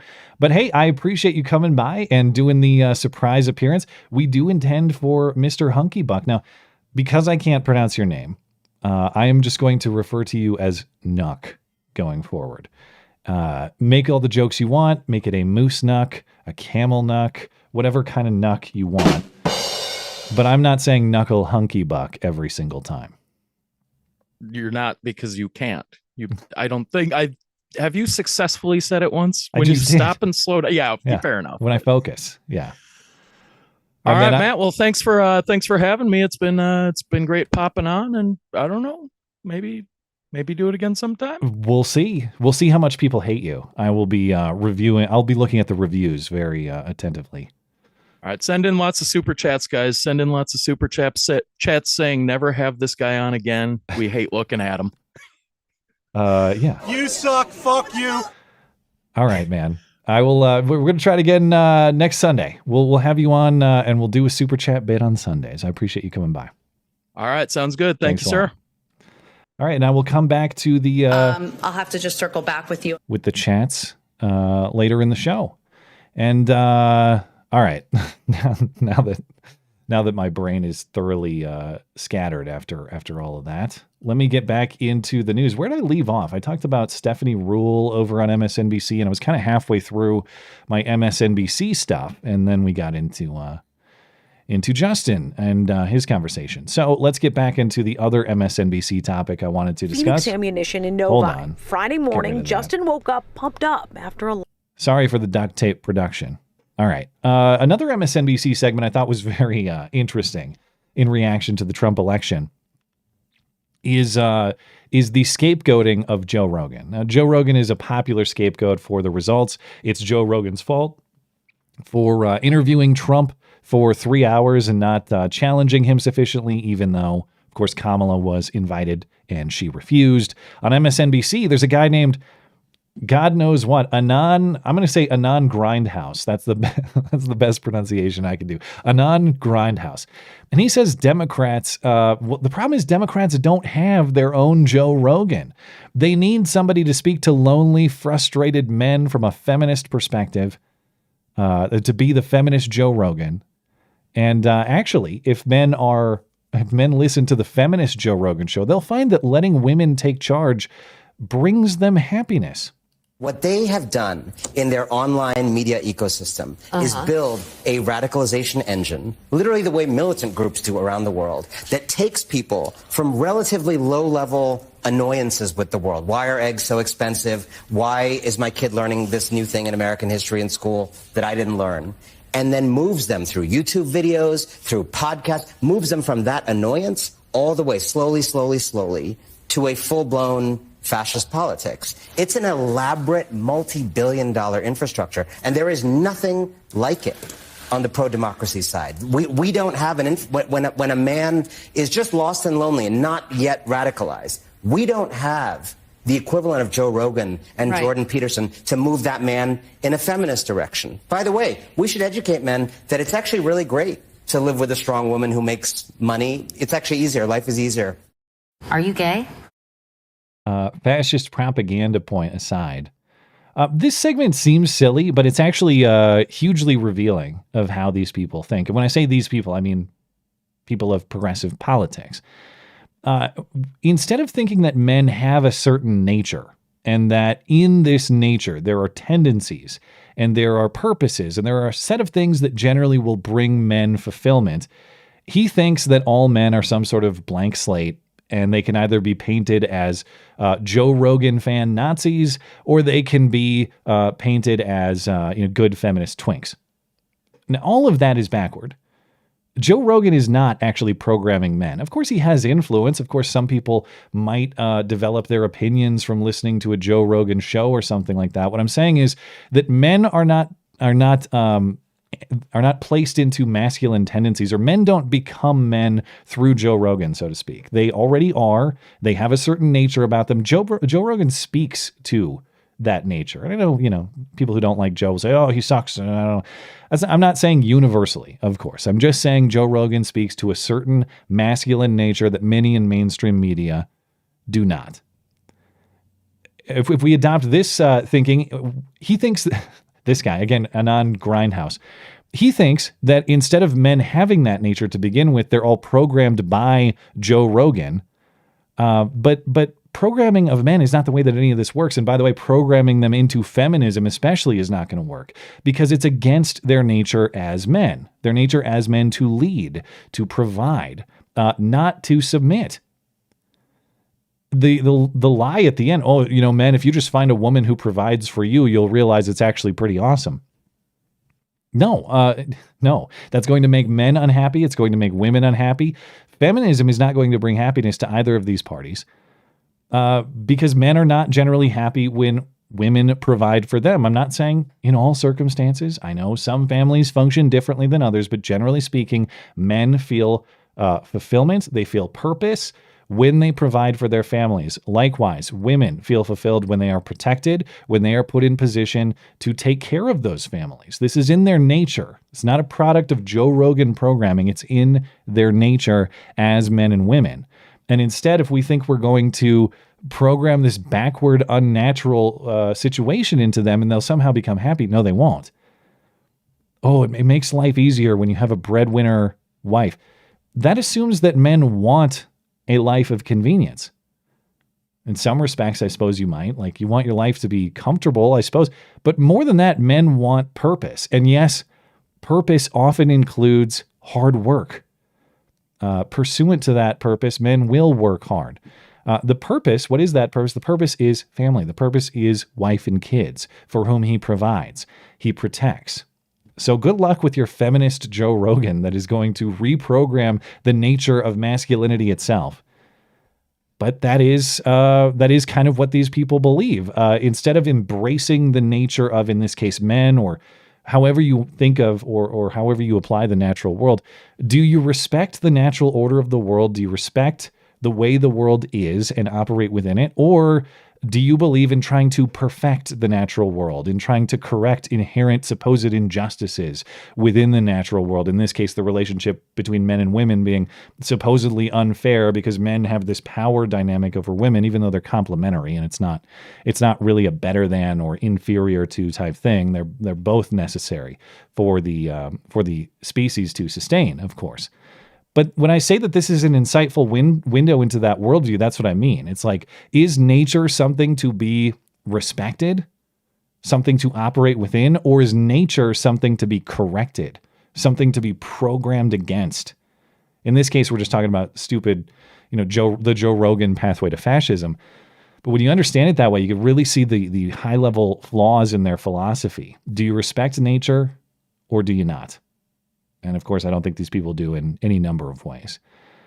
Now, in terms of reaction to the election, I also wanted to highlight, I'm very careful with these. What they have done in their speaking online of duct media tape ecosystem. Production, get it together. Come on. Whenever I see these TikTok reactions or Instagram video reactions, I'm very cautious because I'm not saying they're all fake. I don't know. I just think that there's incentive for people to post their Trump reaction video that's outrageous and gets a lot of views and their account advances for that reason. So I'm very cautious with these, videos of randos supposedly reacting to the Trump election because I'm kind of skeptical that they're real. Well, in this case, this one appears to be real. at least insofar as it involves a real employee at a public university who's now on leave. At the University of Oregon in Eugene, Leonard Serrato is, or was, maybe soon won't be anymore, the assistant director of fraternity and sorority life. This week, he posted a video, I think it's an Instagram video or somewhere on social media, saying, go fuck yourself to anyone who voted Trump, including his friends or family, and Trump voters should all jump off bridges to their deaths. I'm done crying. My sadness is over. My anger has set in. I am a very petty person, and I am very proud of that. Love it about myself, actually. And so I say this in the most disrespectful way possible. I don't care if you are my family. I don't care if you're my friend. I don't care if we've been friends our entire lives. You can literally go fuck yourself if you voted for Donald Trump. If you are so sad about your groceries being expensive, get a better fucking paying job. Do better in life. Get a fucking education. Do something. Because you are fucking stupid. And I hope you go jump off of a fucking bridge. So the party of the working class tells the working class to go get a better job if you can't afford things anymore. Get a better job, says the guy now out of a job, at least temporarily. We'll see if he gets fired. As I mentioned, he's now on leave pending investigation. But what a classic Democrat or progressive attitude. Guy who works an assuredly easy job for the public, by the way. The University of Oregon public university system assuredly overpaid for the level of labor he performs. Judging by the BMI here, I'm comfortable speculating as well. And he's going to lecture the public, again, the public who pays him comfortably for the low level of work that he does. He's going to lecture them about providing value. They should do more. They should work harder. And fuck them if they disagree with him. And not just fuck them. They should die. They should jump off bridges. But also love, tolerance, unity, diversity, so long as you submit to him, of course. But in other election topics, I wanted to get into this a little bit more. I discussed it with Frank on Wednesday, but one of the big takeaways from the election results is this concept of the missing voters from 2020. There are a bunch of ghosts who voted in 2020 who have disappeared, apparently. And a lot of discussion was spawned from this chart from Zero Hedge that went viral earlier in the week. And it shows that in 2012, Obama got 66 million votes. And then in 2016, Hillary got about the same, about 66 million votes. And then in 2020, Joe Biden magically gets a record 81 million votes. Then Kamala on this chart gets something like 67 million votes. That was earlier in the week. There are more voters for Kamala that have been tallied since. But she's not going to hit 81 million. So where did all the ghost voters go is the question. It was originally claimed that the missing ghost voters were like 20 million. 20 million of these people who voted in 2020 but did not vote and disappeared in 2024. Of course, the numbers have tightened up since those numbers were posted on Wednesday this week. Kamala has about 71 million votes now. Trump has about 75 million. There will be a couple million votes cast for other candidates as well. So the total vote in 2024 is going to be something like 150 million in the end. Total vote in 2020 was 158 million. So we're not talking about 20 million missing voters, but you'd probably be talking something like 8 million missing voters, or a drop of 8 million from 2020. And still, 8 million does seem odd. There were 8 million more people who were enthused to vote in 2020, but didn't want to vote in 2024. Why not? Who are these people? I want to understand where those voters went, even if it's like 8 million instead of 20 million. And the first question I thought was, well, okay, where are these ghost voters? As in, literally, where are they? What is their physical location? Where did these ghost voters, and I'll air quotes ghost voters, they might be real. where did they vote? And so I spent a little bit of time looking at that this week. And before I bury the lead, because you might think I'm about to reveal some big interesting thing. No, I didn't make any groundbreaking discoveries. I just kind of got more mysteries, more questions, but I figured I'd share what I learned. So I started with that question: where are these ghost voters? The simplest way to take a look at these suspicious millions of voters from 2020 who abstained in 2024 is just to break down the data by state. Is there in the difference between 2016, 2020, and 2024, what does the distribution of the change in votes look like? Is it concentrated in one particular or a handful of particular states? Are they battleground states? That is to say, if you get 8 million missing voters this time compared to 2020, and they're all in Pennsylvania, Michigan, Wisconsin, Georgia, the ones that flipped for Biden, that would be awfully suspicious. If instead you just have these voters and they're kind of evenly distributed across states, well, that is maybe less significant. So I took a look at the numbers state by state, and really the areas of concentration just aren't there. I'm going to take myself off camera to not block the chart here. And I know my charts aren't the best. They might be a little bit hard to read, so my apology for that. But I didn't put a lot of time into aesthetics on this. I just want to give you an idea of what I saw at the kind of the surface level. But the distribution of votes. So let me explain what we're looking at here. This is the percent change from 2020 or from 2016 to 2020. So it's a breakdown for each state. What percent more people voted, because every state had an increase in 2020. What percent more people voted in each state in 2020 than 2016? And by the way, shout out to listener Ryan, who sent me some of this data earlier in the week, and it was really helpful for me putting this together and trying to figure out what's going on. So do we see that concentration of states where you had a huge bump in votes that would be very suspicious, especially if they were battleground states? Now, obviously, there are some that are higher than others. You got Nevada way up high. You got Arizona way up high. But the battleground states that I've put in red, they're kind of evenly distributed in an even distribution of states. You don't have massive outliers. You kind of have an even trend line. And if it is odd that Arizona and say Nevada and Georgia are kind of high, well, in that mix, there are a bunch of other states that wouldn't make sense for them to be super high if there was some big strategy at play. Say like Hawaii, Oregon, Colorado, reliable Democrat voting places that if there was an organized strategy to rig and boost the vote, like, okay, I mean, I suppose just because you're doing it in Arizona doesn't mean that you wouldn't also do it in Oregon, maybe try to conceal something or something like that. But in general, you don't see the sort of odd concentration that I thought maybe I would see. That, you know, the increase from 2016 to 2020 was massively concentrated in the states that really mattered. And the same holds true if you look at the data instead, 2020 to 2024. Now, of course, if you do this, you're going to see a lot of the reverse. So because there was a drop of voters from 2020 through 2024, instead of big rises, you're going to see big drops. And you can count out California and Nebraska in the data here. This was data earlier in the week. Not all of it is in yet. California hadn't reported a lot of their votes, so it looks like California had a big drop. That's just because the votes weren't in yet. And so, again, we don't see the battleground states seeing massive drops with the exception of Arizona. Arizona might be the one thing you think you see something odd about, but for the rest of these states, the battlegrounds of the 7, you know, not only did the voters not disappear from there, they actually, in 4 of them, they had bumps. Georgia, North Carolina, Michigan, and Wisconsin all had bumps.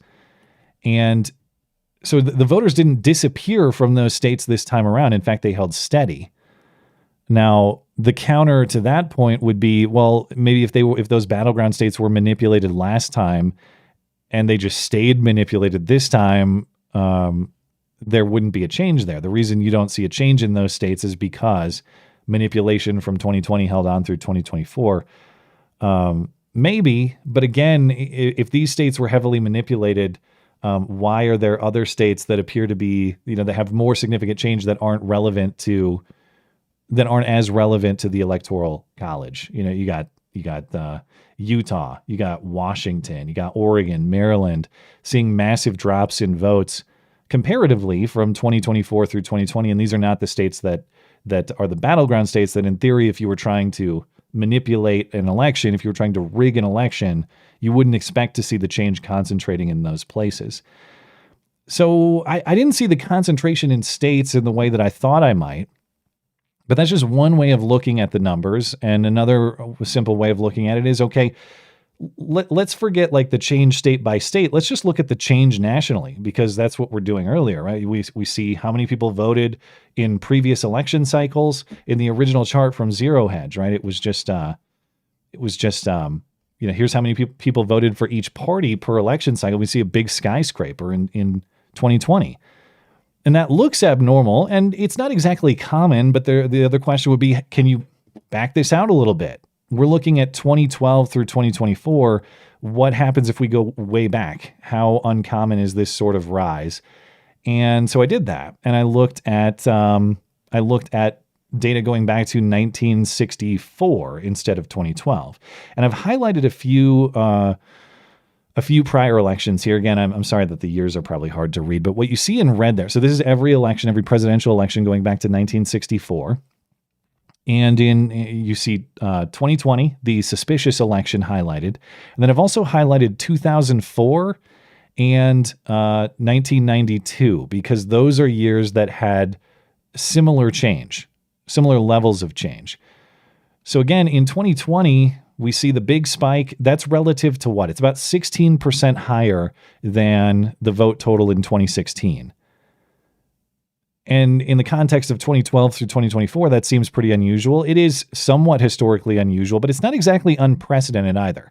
The total vote increase in 2004, the middle red bar you see there, compared to 2000, that was also right there, about 16% higher. The 1992 increase was also very close, about 15% higher. So does all of this mean that everything in 2020 was totally normal? Joe Biden's totally legit, definitely got 81 million votes, nothing to see here. No, I still have my questions. It just means that my suspicions about what we might see in the data, using the easiest possible indicators, that those were not validated. But of course, as more data come in, we've got the entire 2024 election to evaluate. Now, there's always opportunities for more analysis, so maybe I'll get back into it. Because even though there were comparable voter total increases in 2004 and 1992, there is one way in which 2020 still stands out compared to those elections that maybe make this look more normal than we initially thought. But the other thing that stands out is voter turnout. And this is where 2020 is fairly abnormal. Back in 2004 and 1992, those are some of the points I've circled here, like 2004 relative to 2000 and 1992 relative to 1988. That's where we had the big increases earlier, right? We saw similar spikes in total voters in 92 and 2004, but we didn't see similarly high voter turnout. And what we're looking at on this chart is voter turnout expressed as a percentage of voter eligible population. So of all the people who could vote, how many voted? In 2004, again, a big bump year for total votes, turnout was about 60.1%. And that was an increase from only 54.1% or 54.2% in 2000. 1992, again, another big bump year. Voter turnout was only 58.1%. That was an increase from 52.8% in 1988. When I say only, that's because I'm speaking relative to 2020. Voter turnout by this metric, again, votes per percentage as expressed, the figure is expressed as a percentage of voting eligible population. So of all the people that could have voted, what percent did? That's where 2020 stands out, 66.6%. And yes, it is the perfectly appropriate satanic number. That is the highest voter turnout of the last century. The last time we had voter turnout higher was 1900, and that's the leftmost point circled on the chart here. 73.7% in 1900, if you can even count on the data as reliable back then. So based on this surface level analysis here, my suspicions about targeted fortification, as in, okay, they went into Pennsylvania, Michigan, Wisconsin, Arizona, Georgia, North Carolina. They had some kind of targeted op to increase votes there and thus flip the election in 2020. Based on this surface level analysis here, I don't see evidence of that. But what do I take away from this given the voter turnout? What I take away from this is that the overall theory of COVID, in my opinion, still applies. This wasn't targeted as in make sure to get it done specifically in Philadelphia, specifically in Detroit, specifically in Milwaukee. Again, I'm just saying according to this basic analysis I've done. It doesn't mean that I've reached firm conclusions that can't be disputed. I'm saying based on the evidence I've seen here. It just says that to me, 2020 looks a lot like, hey, let's mess up the entire voting system with this virus, and let's count on states to loosen the voting rules and do that in a way that's going to radically increase the number of voters and radically expand the ease with which they can vote. They're going to do it with mail-in ballots. We're going to have all kinds of ballot harvesting because you don't want to get the virus. And we're going to have a bet that does what? That is a massive boost for Democrats. I think that's how it worked. It wasn't, say, like aiming at the battleground states specifically. It was just, how can you expand the ease with which people vote and count on those votes trending Democrat if you do? And I think that's the way it worked. And I think that was one of the intended features of COVID. You tank Trump's economy. You create the circumstances for this massively expanded voting system, mail-in ballots, ballot harvesting, drop boxes, all the things. And you just bet that it helps Democrats. And it did. Even if my theory is wrong, it certainly worked to Democrats' benefit. Because if only in that turnout number alone, 2020 was an odd year, an historic year, in fact. Anyway.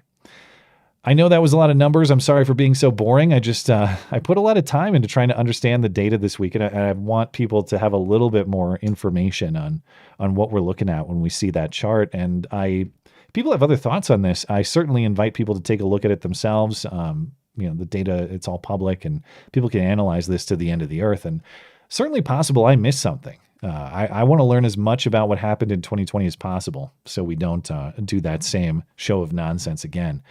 But hey, in other news, there is an update in the Tenet Media controversy. Oh my God, bro! That's right, finally. Recall the accusation against the company run by Lauren Chen and her husband Liam Donovan, with whom I was contracted, of course. The accusation was that they were a secret operation of the Kremlin. They were a Russian propaganda factory, and I was by extension. But according to the Justice Department, Lauren and Liam, they duped me and others into being unwitting Russian agents. Even though nobody ever told me what to say, and they can't demonstrate that anyone ever did, not just me or anybody producing content for Tenet. They can't demonstrate that because it didn't happen. There was no direction in the way that many people claim. But two Russian nationals were indicted by the feds for money laundering and for failing to register as foreign agents, but nobody else has been charged. So Lauren, Liam, everybody else making content for the company, the employees they had, nobody's been charged. No Americans have been charged. Nobody who was operating the company day to day has been. And Lauren, so that indictment dropped on September 4th. Of course, you've heard my explanation for my experience. And Lauren and Liam have been totally silent since that indictment came out on September 4th. And I take that to mean that they are still potentially implicated. I haven't had conversations with them. I don't know. I hope I get to hear their side of the story at some point in the near future, but I don't know. I haven't heard it. As I've explained, it is my opinion that whatever happened, they were tricked. Either this whole thing was an op by U.S. assets in order to set up this Russian influence narrative before the election, or maybe Lauren and Liam were themselves misled by some sort of foreign actor. And I say this based on my own experience with Lauren and Liam personally, and I say this also based on experience I've confirmed with many others on the inside. The feds say that Liam and Lauren knew this was a Russian op. I disagree. I don't believe that the evidence they've presented proves it. But the development is that this week, Lauren Chen, air quotes, testified before Canadian Parliament, the House of Commons. And I might mess up my Canadian political terms here because I don't understand how your system of government works. So no lectures about maple syrup and whatever else goes on up there, please. But there's a Canadian legislature and they have a committee. And they're talking about Russia. This committee is organized to investigate Russian influence in their country. And they summoned Lauren Chen to come answer questions. And Lauren is Canadian, hence Canada's jurisdiction and authority over her. This happened on Tuesday. Here are her first public comments since the indictment dropped. She told them that since there is still an active investigation in the U.S., she won't answer any questions, but she's happy to answer questions once the criminal investigation is concluded. Please excuse the audio. It is pretty rough. In principle, I have no issue testifying before your committee. However, as you know, Canada and the United States are democratic countries that value civil rights. One right, which is particularly important, is the presumption of innocence and its companion right to remain silent. Both Canada and the United States strongly value the right to be free from self-incrimination. Presently, I am a target of a criminal investigation in the case of the United States v. Kalashnikov, 24 CR 519, 7th District, New York, 2024. As such, I am entitled to certain protections given to me under the Fifth Amendment of the United States Constitution, which provides that I cannot be forced to potentially incriminate myself while testifying under oath. After consulting with counsel, both in Canada and the United States, I have concluded on their advice that answering questions from this committee could reasonably provide a, quote, link in the chain toward a possible indictment against me with respect to the above-mentioned or related proceedings. I recognize that the difficulty is that the Fifth Amendment of the United States Constitution does not apply in Canada. I am aware that I have no right to plead the Fifth before this committee. Once the investigation has been completed and it is determined that there may be no future proceedings taken against me in respect of that or related matters, I wish that this honorable committee be aware that I would be willing to reattend before it and answer all questions on such issues. Okay, so that was most of her statement that she offered. And after that, all of these members of parliament in Canada, they just started browbeating her and making insane accusations against her. They all had their turns to ask questions in much the same way a congressional committee hearing operates in this country. And they ask questions like, why do you suck so bad? And how come you work with the evil Putin Russians? Why are you such a traitor to Canada that you would do this? And every question was absurdly biased, even from the supposed conservatives in Canada. They all operated within the premise that the allegations in the indictment are 100% true. But because Lauren has made this legal decision not to speak on the topic, she just answered every question with, well, for the reasons I've offered, I will not be commenting on this issue at this time. And they went back and they browbeat her for, I don't know, maybe 20 minutes or so. And then they got really frustrated and said, we're going to have to move this to the full. Again, I don't know exactly how the process works here, but I gather it's something like moving it to the full House in the U.S. They're going to move it to the House of Commons in Canadian Parliament and maybe get a rebuke from the speaker, and possibly there would be some sort of punishment that she would have to face for her refusal to speak. Now, what pissed me off personally listening to this is that, again, all of these Canadian politicians are operating within the premise that this was all a Russian propaganda op, that everything that was posted on the Tenet Media channels was directed by the Kremlin. And so even though they're not dropping my name, because nobody does, I'm just Lonely Commentator 6, it's this name and that name and others, and I'm always and others, but still, to the extent that my material was published there, they're talking about it. And again, they're all accepting the premise that not everything, but most of what I made over the last year, videos, streams, most of my work, that it is all Russian disinformation. Not one person would ask for substantiation on that point. Say, well, what was actually false about it? Is there actually any claim in the indictment that this was Russian directed? No. So number one, we don't know that it's disinformation because we can't demonstrate that it's false. Number two, the indictment, even though you guys take it as gospel when the DOJ lies all the time, it doesn't even allege that we were directed. And these members of parliament just go up there and indirectly smear all of us as fools who were doing the propaganda work of the Kremlin. Now, of course, I don't mean to make this about me. It bothers me insofar as my work is being smeared in Canadian Parliament, but it's about Lauren. You know, she and her husband are the one facing the legal jeopardy here. And to that point, actually, at the end, they summoned. They not just said they didn't just say that they're going to potentially take more action against Lauren. They also summoned her husband Liam, and they summoned Lauren Southern to come testify. Lauren Southern is also Canadian, so it sounds like they're going to get much the same treatment. And what I worry about here, and this is just me speaking as a legal layman, and I've had conversations with people of some legal knowledge, but don't take this as automatically true. This is just what I worry about. So maybe there's a counterpoint that I don't know.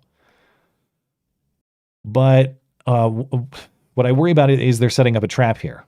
I don't know how Canadian law works with self-incrimination, but in the U.S., none of these people can be compelled to speak.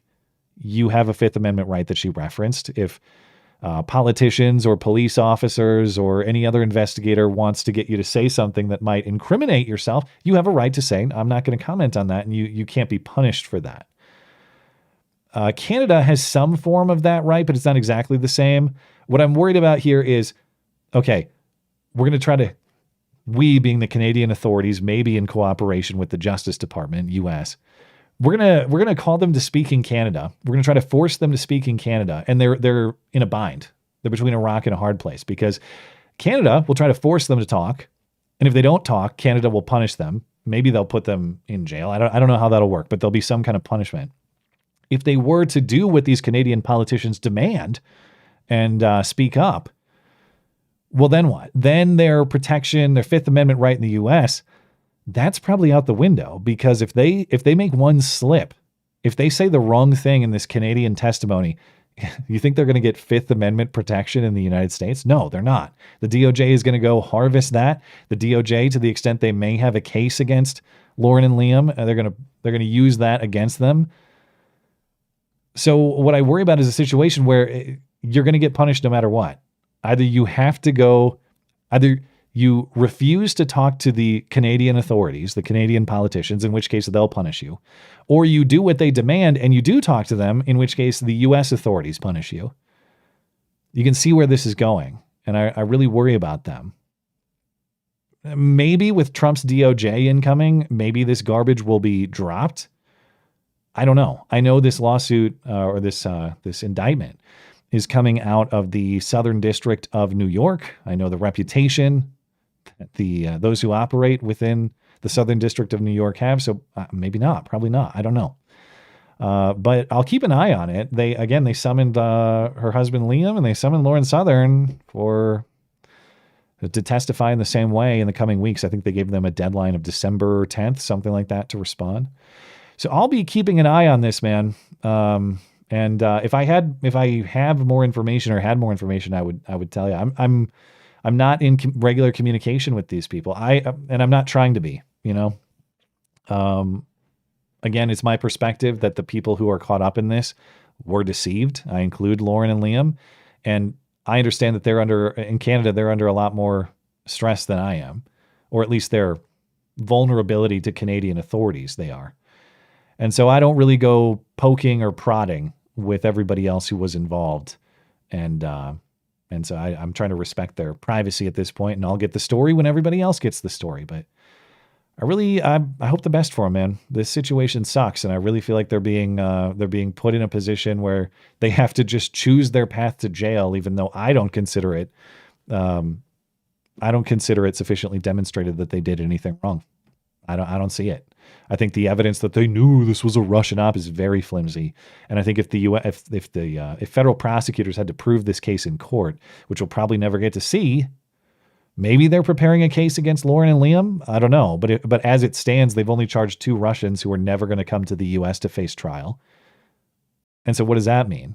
It means we never get the trial to get the other side of the story, to get the evaluation of the facts, to get a jury evaluation and verdict on it. It gets to exist as an indictment, an accusation. And then you have political opportunists taking it and saying, well, yeah, everything in that indictment is 100% true, as though the federal government never lies, as though federal prosecutors, the FBI, the DOJ, they never lie. We're getting one side of the story and it's being weaponized against them, and I just feel terrible for them. But I will return to that story as I get more information. That brings us to the nightly tradition of Hoax Hate. And now, the nobody saw it happen, but it's totally a product of Trump's America Hoax Hate Crime of the Week. Ah, shit, it's backwards. You think they'll notice? After Trump's election, there's been a national wave of text messages received by black voters telling them now that Trump has won, they are to report to their nearest plantation immediately to become slaves. They will pick cotton or even worse. Here is a collection of news reports from across the country. Black Clemson University students say they received text messages. Some of those landed here in Minnesota. Those racist text messages spamming phones across the country and right here in Metro Detroit. Adults and even children in the several states, including Louisiana, report receiving the messages telling them they've been chosen to pick cotton on a plantation. Teacher Sean Hinton with Austin ISD says he shared this message with his students' permission. Reports have been popping up all over the DMV and around the country. Here's a look at one of the texts that we pulled from social media that was received by a DC resident. As you can see here, this one tells the recipient they've been selected to be a, quote, house slave at a plantation. You will do everything we say, and you will be raped. Detroit resident Letitia James is reading the text message her 13-year-old daughter received from an unknown number on Wednesday. You'll be picked up in a white van with a Trump representative in your area. It goes on to say you are in slave group B. I feel like we were targeted because we were Democrats. Because how would they know that? Now, it didn't say she would be raped. It said she would be wrapped. I should have grabbed the screenshot, but it was RAPPED, wrapped. And I think that was just misread. You know, rap is a big part of the culture, and they're going to get wrapped. It's just, I don't know. Now, the last part is the giveaway. The woman who says, "Well, I think they came for us because we're Democrats." After all, how did they get so many Democrat phone numbers? Everyone I know who was targeted by this was a Democrat, so it must be some targeting of Democrats. Yeah, how did they get so many Democrat phone numbers? It's as if you've maybe given your phone number to many Democrat organizations over the years.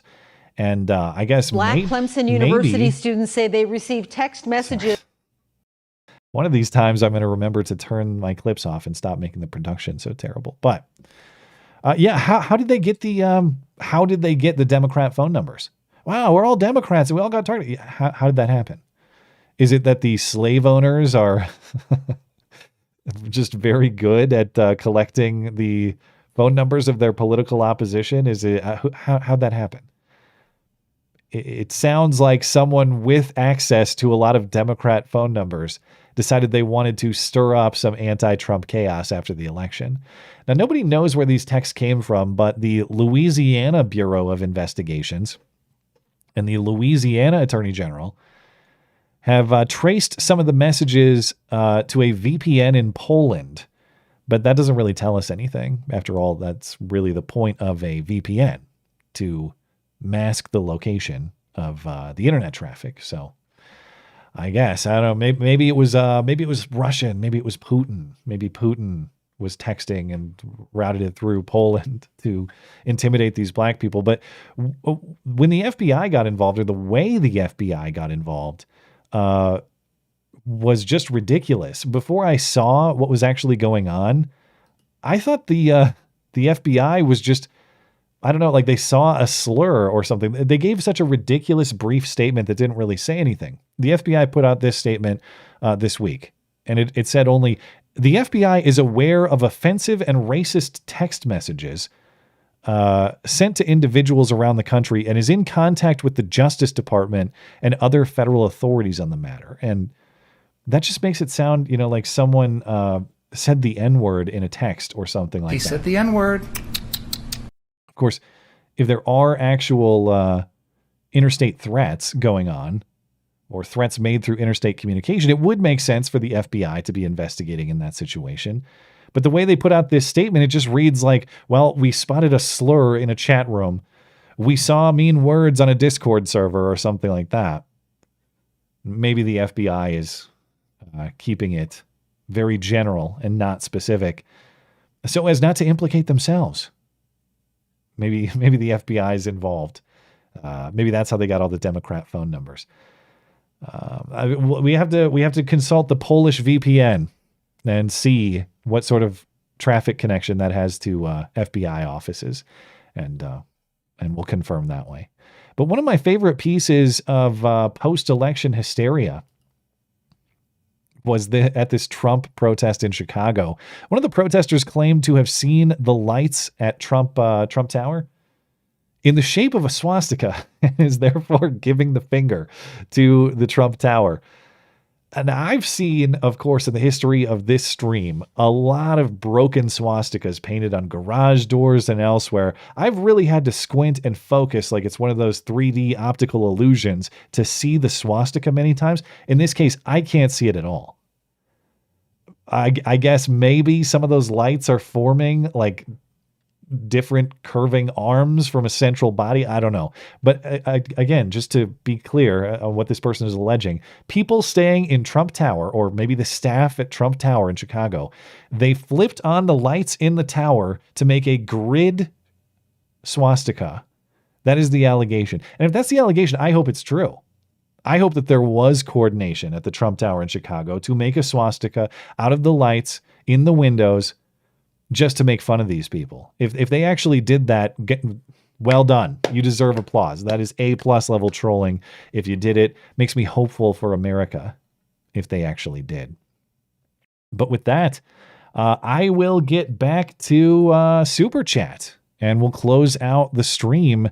I neglected Odyssey when I had Nuck here earlier. So let me get into Odyssey. Blanket says, Matt, have you seen the TikToks of women upset about Orange Man? I mean, there's limitless. And like I was saying, I worry some of them are fake. I worry that it's like engagement farming, that they're not actually sincere. But I don't know. Entertaining nonetheless, I suppose. Says, would you ever go on Geeks and Gamers? They're a pop culture channel. In general, if I get invitations to go on to things, I listen. I don't say yes to everything, but I certainly listen when people send me an email. Says, even though they're a pop culture channel, they did an episode about celebrities upset about the Orange Man. Well, yeah. I mean, if they want to talk to me, they know where to find me. mattis.gay, of course. Over on, let's see. We left off, we were on doing some Rumble chats. Let me get back into YouTube and Tippy. Let's see. Aggie Jet Pilot. Good riddance to that cackling whore. Jeez. I pray we never see her again, but doubt that we will be that lucky. Referring to Kamala Harris, of course. She'll be back. But yeah, I'm glad I don't have to see her stupid face or hear her stupid laugh anymore. You know what I'm most glad about? And this will be unique to Montana. I know most people don't live here, obviously. You haven't shared this experience. But if you live in a state with any kind of competitive race, maybe you're in a presidential battleground state, maybe you have a tight Senate race like my state did, John Tester and his freaking club hand, man. John Tester was our incumbent Democrat senator, thankfully ousted by Tim Sheehy, Republican challenger, on Tuesday night. But John Tester, every 6 years, dating back to 2006, comes back to Montana and says, yeah, I know I voted with Chuck Schumer and Joe Biden and Nancy Pelosi all the time, but I'm one of you. I'm a dirt farmer.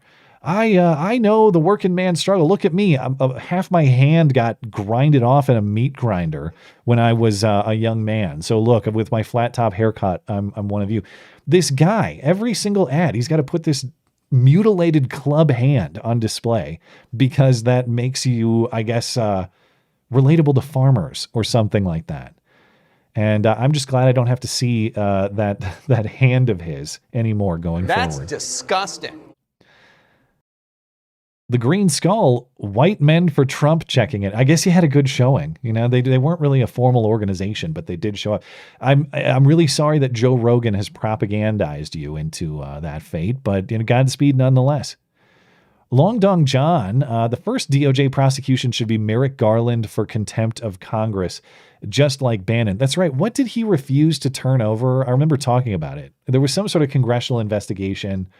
Merrick Garland refused. Oh, it was, wasn't it the transcript of Biden's interview with the special counsel in the classified documents case, Robert Hur? Wasn't it that? And then eventually it did. Or no, the transcript came out. The recording he wouldn't release.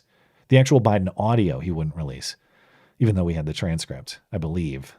But yeah, if lawfare is what they want, lawfare, I'm not going to shed a tear for those who die on their own swords. I will say though, I do like the idea of success being revenge. I know that sounds corny. I know it sounds cheesy. I know that's like you're neglecting the thirst for the blood of your enemies and all that. I'm not saying these people don't deserve justice. I think they do. But I think fundamentally for most Americans, they voted, even if they might like a little bit of the vengeance show, they voted because they're suffering. And they voted because they want an ease to the suffering. They want to prosper again. They want to do well. They want to feel like their children have a future. They want to feel like next year maybe they'll do better than this year. And even though Trump has been mistreated more than any political candidate of our lifetimes, I do appreciate that he understands that people are voting for their own futures. You know, they're voting for Trump too. They care about the degree to which he's been mistreated. I do. But I do appreciate that he or the people around him, that they're not getting so their judgment is not getting cloudy or fogged by the degree to which he's been abused, and he's staying focused on what will benefit the American people. I really do appreciate that, even if it's like, I don't know, even if it's a little you could call it weak toward your enemies or something like that. I just think I don't think it's a bit, you know, when he talks about caring for the average American person and making sure that they're succeeding and prospering, I don't think that's a bit. I think that's core to who he is. And I think that's why you probably won't see a lot of revenge lawfare coming out of the Trump administration, but we'll see what happens. The Sanguine Mind, did you see RFK Jr.'s federal nominations website? Brandon Herrera is up for head of the ATF. I didn't, but I could open... I guess that's news to me. That would be the greatest ATF director of all time. Let me see. It looks like that's legit. So this is nominees, Make America Healthy Again Now, maha.org. And yeah, there it is. Brandon Herrera for the Bureau of Alcohol, Tobacco, and Firearms. That'd be cool. I wouldn't... Not only would I not be mad, I'd be very enthusiastic for such developments. Griff Nizzle says, don't forget they had that sticker in the background saying Eric Charmella is the whistleblower. Most based ammo company confirmed. That's right. Back when I ran Fenix ads, they would I forgot he did that. We would run ads that showed the the ammo being manufactured and all the rounds coming through the various machinery. And he had that like in a label on the machinery that Eric Charmella is the whistleblower. In fact, I think I had to censor it for a little while because we get in trouble. I didn't want to say it to Justin when he joined, and we didn't have much conversation about the circumstances of him joining before he did. Now that he's gone, and I don't know if Raju Mohan is listening, but I was like, oh crap, I don't know. Technically, I don't think you're supposed to be able to have firearms on live streams. So I was like, oh, am I going to get shut down? But I didn't want to say anything. And maybe I shouldn't have said anything at all, but I know we're baiting Raju Mohan with the way that we handled that interview. We'll see. Clamum says, don't worry, Justin, I was pretty skeptical of winning too. I'm from Novi, myself, Michigan, represent. Well, thanks for tuning in, and Godspeed in Michigan. Griff Nizzle says, martial arts are great, but a sucking chest wound will take the fight out of anybody. Sam Colt, probably. Yeah, no doubt. Like, you want the firearm to protect yourself for sure. I guess what I'm getting at, number one, I know that Justin is really into that, so I'd like to hear what he has to say about it. As someone who doesn't spend a lot of time with that sort of like hand-to-hand combat training stuff. But the other thing is, like, it's just a fitness thing too. And fitness is important, but there's also, like, when you talk about your ability to defend yourself, there's so much technique in that also. You could be the best athlete in the best condition. If you don't know certain technique in terms of how to handle a man physically. Are you gay? You might still lose, even if you're in superior condition. So I kind of have interest in that stuff. And like I said, I think self-defense is a concept so far beyond just guns. I'm not saying this to diminish guns. I love guns. I think training with guns is important. I think your gun rights are paramount. But you also have to be able, you got to run a mile. Can you run a mile? Can you carry all this stuff for a mile? If you had to, like, engage a guy physically, why could you gay? Could you do that? Those are things I think about in terms of my own preparedness. Let's see. Purpose of the Ages. The amount of sexual tension between Matt and his Knuckles is disgusting.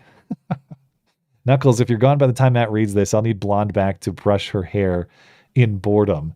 Yeah, I figured we'll see what we want to do with the bit. Nuck is a great guy, and I kind of want to just give him some opportunity to riff with me a little bit. And I think Super Chat is a great way to do that and sort of develop that dynamic naturally. And I want to ease him into it, So if he really enjoys it and we feel like it works, maybe he'll join for more Super Chat. Right now we'll do the Sunday bit, kind of the middle of the show break, and we'll get some Knuckle Hunky Buck time that way, and I can practice pronouncing the name. But hopefully it'll be a fun bit. If it sucks, we'll figure it out. And I appreciate patience with trying to develop new things and bring new people in. Like I said, I don't want to be sitting around talking to myself at all times. And I hope to mix in some personalities and give them some different roles and have some fun bits that we can all look forward to. And so I'm hoping to go that direction with the Sunday show. Mix in personalities. We'll have Nuck join to do some Super Chat. We'll keep it interesting. Kent Pittsburgh says, I worked the polls in my small precincts. We had a line to vote for 13 hours straight. Never seen our precinct that busy before. We had 68% turnout and a lot of new voters. Plot twist, Dems rigged it for Trump to frame him for the election rigging. We're going to see the rules about questioning elections totally reversed.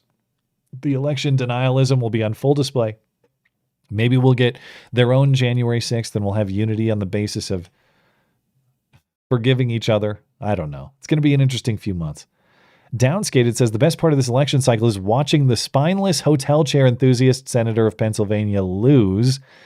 It's terrible to see Bob Casey have even more time for his wife's boyfriend's favorite hobby. Jeez. Well, I'm sure he will be making a lot of great videos of his wife and her boyfriend in the coming years. I don't know much about Bob Casey, generic Democrat in my mind. The only reason I think of Bob Casey, and I'm glad to see him gone beyond the reason I'd be glad to see any Democrat gone, is Joe Biden kept shouting him out for being the author of the anti-price gouging bill in Congress. In fact, I believe one of the thing Joe Biden kept talking about was the Snickers bars. The Snickers bars are smaller. Have you seen a bag of chips lately? The bag of chips, there are fewer chips in it. We got to crack down on all these big snack companies and get them under control, Come on, man. Yeah. So Bob Casey was the author of that stupid bill to make sure that the number of chips that are in the Cheeto bag or the Lay's bag is federally mandated, and they can't short you. So of course, Bob Casey and company thinking of new and creative ways to penalize productivity, and somehow that's going to make us all well fed, and we were going to be getting a great deal at the grocery store. If only Bob Casey had control of the way it's produced and the prices at which it comes to market. But we don't have to worry about that anymore. Lord Stockingham Puppeton III, that Super Chat reading fellow was quite a charming chap. He was great. I don't know who Lord Stockingham Puppeton III is, but anyone who's a fan of Knuckle Hunky Buck is quite all right with me. We'll see if Lord Stockingham has any more praise for Knuckle Hunky Buck in the future. Not that I have any suspicions. about who that might be. Moist farts.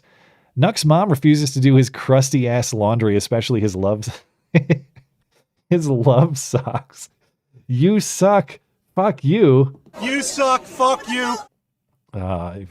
That's disgusting. I didn't see the socks, but when I talked about Nuck with the idea of doing this, we discussed whether he should clean his room or not. And I kind of agreed that like the dirty laundry bit is funny.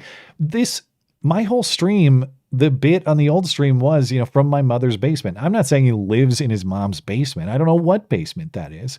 I'm just saying the way to keep the basement motif, the basement, it's not even a metaphor. It's the literal basement background. I like those elements. I need to carry them forward. And so it seemed like he fit that tradition. I hope the socks stay back there. I hope the laundry remains undone. By Bitcoin Daily, Jake says, Matt, did you see the Minnesota man who deleted his ex and 15-year-old son, then went home and deleted his wife and 7-year-old son, and then turned the self-deletion button on himself due to Trump's victory? TDS is real, go 47. My wife briefly mentioned that story to me. I didn't look at it, so I don't know the details. She was of the impression that maybe there was that the Trump influence was overstated, that it wasn't like pure TDS, that there was some major problems that existed prior. So I don't know. I'd have to look at it.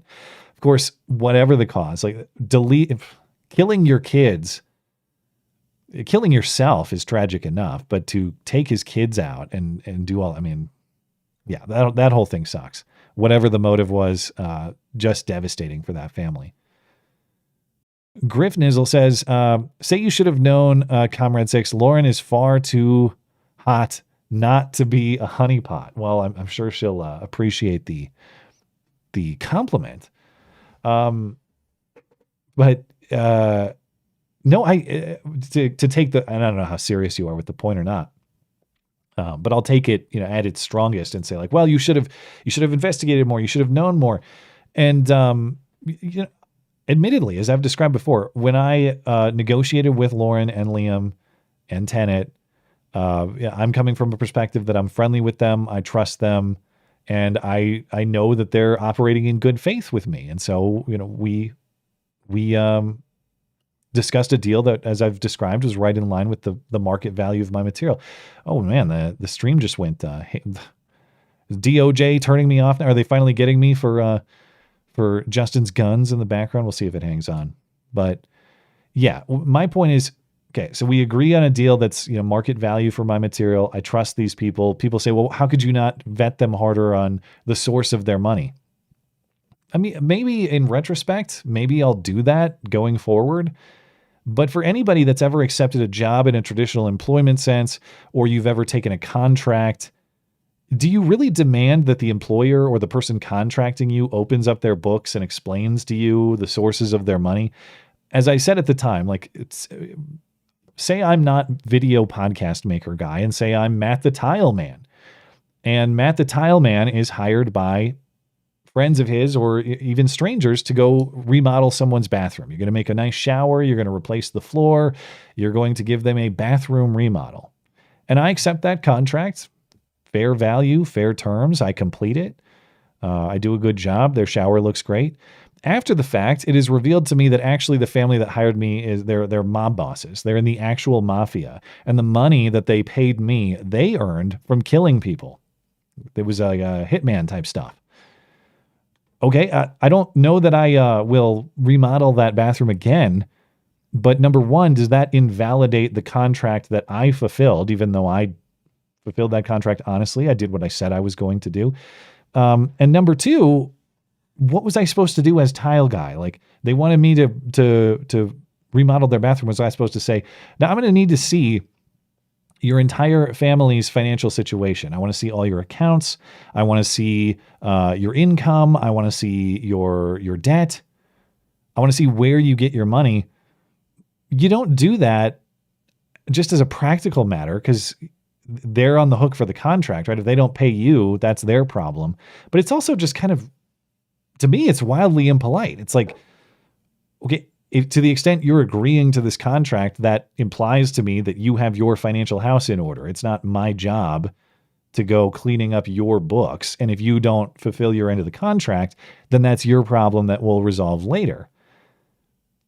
Again, maybe I'll take a different approach if I'm ever negotiating a contract in the future, though this has made me very hesitant to do that. I'll hang on to, my independence, I think, much more tightly than I already did. But yeah, I think the people asking those questions, it's like, when have you ever asked a question like that in an employment or contract situation in your life? I don't think that's common. In fact, I've never heard of anyone doing that. In fact, if someone if I was hiring someone to work for me and I agreed to pay them X and they said, well, before we agree, I'm going to need to see your Matt Christiansen Media, all of your books. I'm going to need to see your entire financial operation. I'd say, get the hell out of here. I'm not doing that. Do you want me to pay you for your work or not? I don't know a situation in which that would ever play out that way. Anyway, I care a lot about the Tenet stuff. I could go on and on and on. The other thing that just pissed me off about it was Lauren was browbeaten for exercising her air quotes Fifth Amendment rights in Canada. I know that's not what they are there, but the spirit of it she was invoking. And of course, these politicians were just browbeating her as though that itself is bad, or as though that itself is a sign of bad faith, or that itself is an indication of guilt. I thought, Jesus Christ, I could totally see it happening in this country too. In fact, it does in certain contexts, even if politicians don't have any legal authority to act on it. But no, that's the whole point. You're not a bad person for avoiding a potential self-incrimination scenario. These people have all the power. They're trying to put you in prison if they had their way, and you're bad for just not talking so that they can't weaponize your own words against you. I thought it was just such a betrayal of one of the founding principles of the Western philosophical tradition. These same people that want to talk to us about rights of the individual and the just the limitations of government are going to browbeat her for exercising a basic right that she holds. No, you won't use my words to put me in prison. Sorry. See you later. It pissed me off. But anyway, there goes the Christmas light connection again. We'll see how long it holds on. Stand by. Newt says, hey, Matt, I asked for some dating advice a few weeks ago. I'd like to tell you that it worked out extraordinarily well. Well, that is great. She's officially my girlfriend, and I see a real future with her. Well, congratulations, butthead. You listen to my wisdom and things work out for you. I'm glad to hear it. And all the best to you and your girlfriend. And if you're saying the advice worked out, I assume the advice was something like get serious quickly. Not like you have to get married quickly, but just make sure you're on the same page about what you're looking for in the future. Why are you in the dating game? Are you there for the right reasons? If you got the right answers on those questions, you're in good shape. Let me see let's see. Where did I leave off? Okay. To refresh here. Brittany Chavez, per your abortion thoughts on Wednesday, if you want to end abortion, it needs to be deemed socially unacceptable among women. Women care about their peers' opinions and don't care about Women care about peers' opinions and don't like social ostracization. There's a difficult word to present. They don't like being singled out. They don't like they don't like to be socially ostracized. And I think that's this is a point here. What's going to be more successful in stopping abortion? Is it going to be the law or is it going to be cultural factors? They're not mutually exclusive. In fact, they're closely related. And the famous saying, politics is downstream from culture and all this. I think that is largely true, that the law and politics are a reflection of cultural values. But I do think it's true, as we've discussed on this stream many times, it's not really a one-way stream. That is to say, the law does also influence the way people behave, if only for the fact that they're afraid of the consequences of the law. Even if they haven't had a moral awakening, they don't want to face the consequences of the law. Now, that can be bad if the law has no legitimate moral basis and is totally arbitrary. We might not want the law shaping culture in that way. But in the case where the law protects basic things like the right to life, like someone shouldn't come shoot you in the face. Likewise, maybe someone shouldn't dismember that baby in the womb. That there can be good achieved from that too. And so the question is, if you want to stop women in that way, how do you get women to shame each other again? That probably has to be cultural. Even if it is illegal, I don't know that women are going to shame each other for law violations as much as they might shame each other for genuine violations of their moral core. It's not against the law, ho. Fuck you. Too much of that going on. Thank you, Brittany. Griff Nizzle says on the honeypot, on the plus side, if her honeypot worked on you, it would prove you're not homosexual. So never mind. Honest mistake. I'll allow the jokes. That is not, that's not how it worked out at all, but I'll allow the jokes. That's fine. Okay. I think we're all set on YouTube and Tippy. Let me head on over to Rumble. Where did I leave off? Let's see. Laser, I think, was the last one. To fill my weekly movie void, I went with an election-related pick, The Line of Fire. That's telling me it's 5 of 5. Oh, you're rating it 5 of 5. I thought that was number 1 of 5. Okay, rating it 5 of 5. I haven't seen it, but I'm glad you got the 5 wikis. With the restructuring of my soundboard, I don't have the old movie ratings anymore, so I guess I have to retire those. But I'm glad you enjoyed it. Scott, me 65. Kamala would have seen craziness like David Hogg in charge of the ATF. Yeah, actually, that sounds like a ridiculous hypothetical, but I don't think it's all that insane. That totally could have happened. Likes to watch says, I'm afraid I'll have to be replay gang on this one, Mr. Matt, but looking forward to it. Can I get the effing N-word sounder? I do. Okay, so in my folder here, I do have that one because in my on my Stream Deck, I've got a folder called Deep Cuts. And way deep in Deep Cuts, what's the one you're looking for? It's this one. It's from Harry Dunn, former Capitol Police officer. Boo, fucking nigger. That's right. He said that there were a bunch of January 6th rioters who saw him as a black Capitol Police officer, and they said, look, it's a black guy. Boo, fucking nigger. Yeah. Of all the cameras recording that day, hundreds, maybe thousands, nobody captured what he says for sure happened. Boo, fucking nigger. That one was a classic. I should have used it more leading up to the election. You're right. The other one I had from him that I don't have it in the system right now, I wish I did, was this N-word voted for Joe Biden. Yeah, the one you referenced. That was classic. Thanks, likes to watch. Led Rush says, election night had so many great moments. Tim Cass singing God Bless the USA. I didn't even see that. Daily Wire praying in gratitude. That's great. Jenk going insane. Lotus Eaters getting punchy. Lotus Eaters was fun. If people didn't see, I was on Lotus Eaters and had a good conversation with Carl Benjamin and company. And when I was on, Carl was still very, very pessimistic, very worried that shenanigans were going to claim the night away from Trump. And it was fun to try to have a little bit of white pill talk.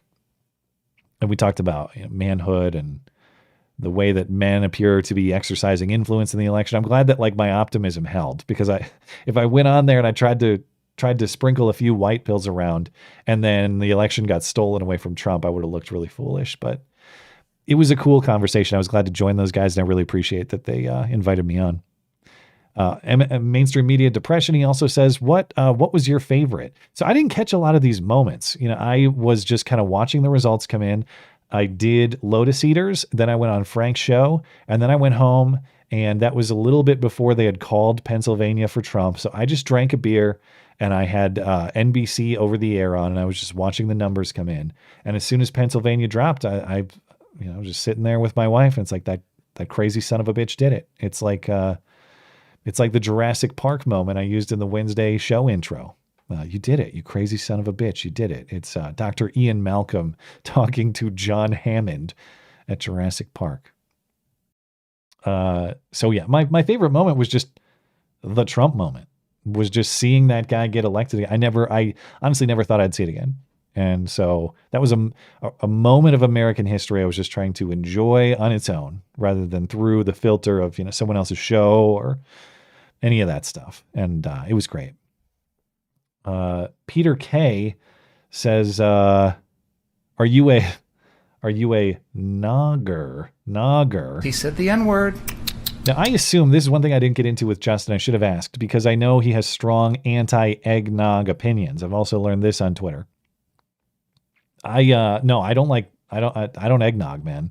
If you want a festive fall or Christmas beverage, get yourself a cider, get yourself a hot cocoa, add a little something in there if you need a little kick. But no, eggnog is just for terrorists and communists, if you ask me. That's disgusting. Leverett's Senior, SR. I just today ran the numbers that Zero Hedge claims to have run, and their chart is deceptive. You know, it might not be deceptive. I'd have to hear what your analysis is. But a lot of what they're showing, or at least what they showed originally, that was numbers earlier in the week. It wasn't complete. So you have that angle too. At the time, it might not have been deceptive, only insofar as they weren't. There were more votes that were going to come in, and that was maybe not necessarily made clear. But I don't know. You have to, Leverett, if there are other things about the chart that you think were misrepresented, definitely send me an email, because I want to know what, whatever happened in 2020, there were a lot of odd things going on. I want to understand the situation as best I can. Deus Ex Machina Prime, thank you for supporting the show over on DLive. We're good. Let's see. And I think over on Odyssey, Blanket says, Matt, which is funnier, celebrities upset about Orange Man or the women on TikTok getting upset about Orange Man? Well, I would say probably the celebrities, because I think they're more real. Again, like women on TikTok and just like random social media users, I'm more skeptical of. He also says, Matt, did you hear the story about FEMA not helping many people just because they support Orange Man? I heard this story that there was some FEMA guy in Florida after the hurricane who supposedly told FEMA people not to help people with Trump signs. That person is on leave or fired. I haven't read the details of that investigation, so I just don't know. But definitely worth checking into. Yeah. All right, I think I'm all set. And let me give a quick refresh on YouTube and Tippy. Looks good there. Looks good on Rumble. Looks good on DLive. Yeah, we're all good to go. So thank you guys for tuning in this evening. Very much appreciate live chatters and super chatters for making the live show a success. If you're listening on demand later, thank you kindly as well for supporting the show. Thanks to my guest this evening, Justin Nazaroff from Fenix Ammunition, at Fenix Ammunition on X. That's Phoenix with an F. Thanks to Knuckle Hunky Buck. Congratulations to myself on the successful pronunciation. Thanks to Knuckle Hunky Buck for joining for Super Chat. We'll see him back here soon. Of course, thanks to producer Tim, hanging out, helping me out as well. If you'd like to find more to listen to, check out the podcast page of my website, mattchristiansenmedia.com/podcasts. Anything else show related, mattchristiansenmedia.com is where you find it, or mattis.gay if you prefer brevity. I'm back on Sunday and Wednesday nights, just not this coming Wednesday night, but I'll see you next Sunday. Have a great night and a great week.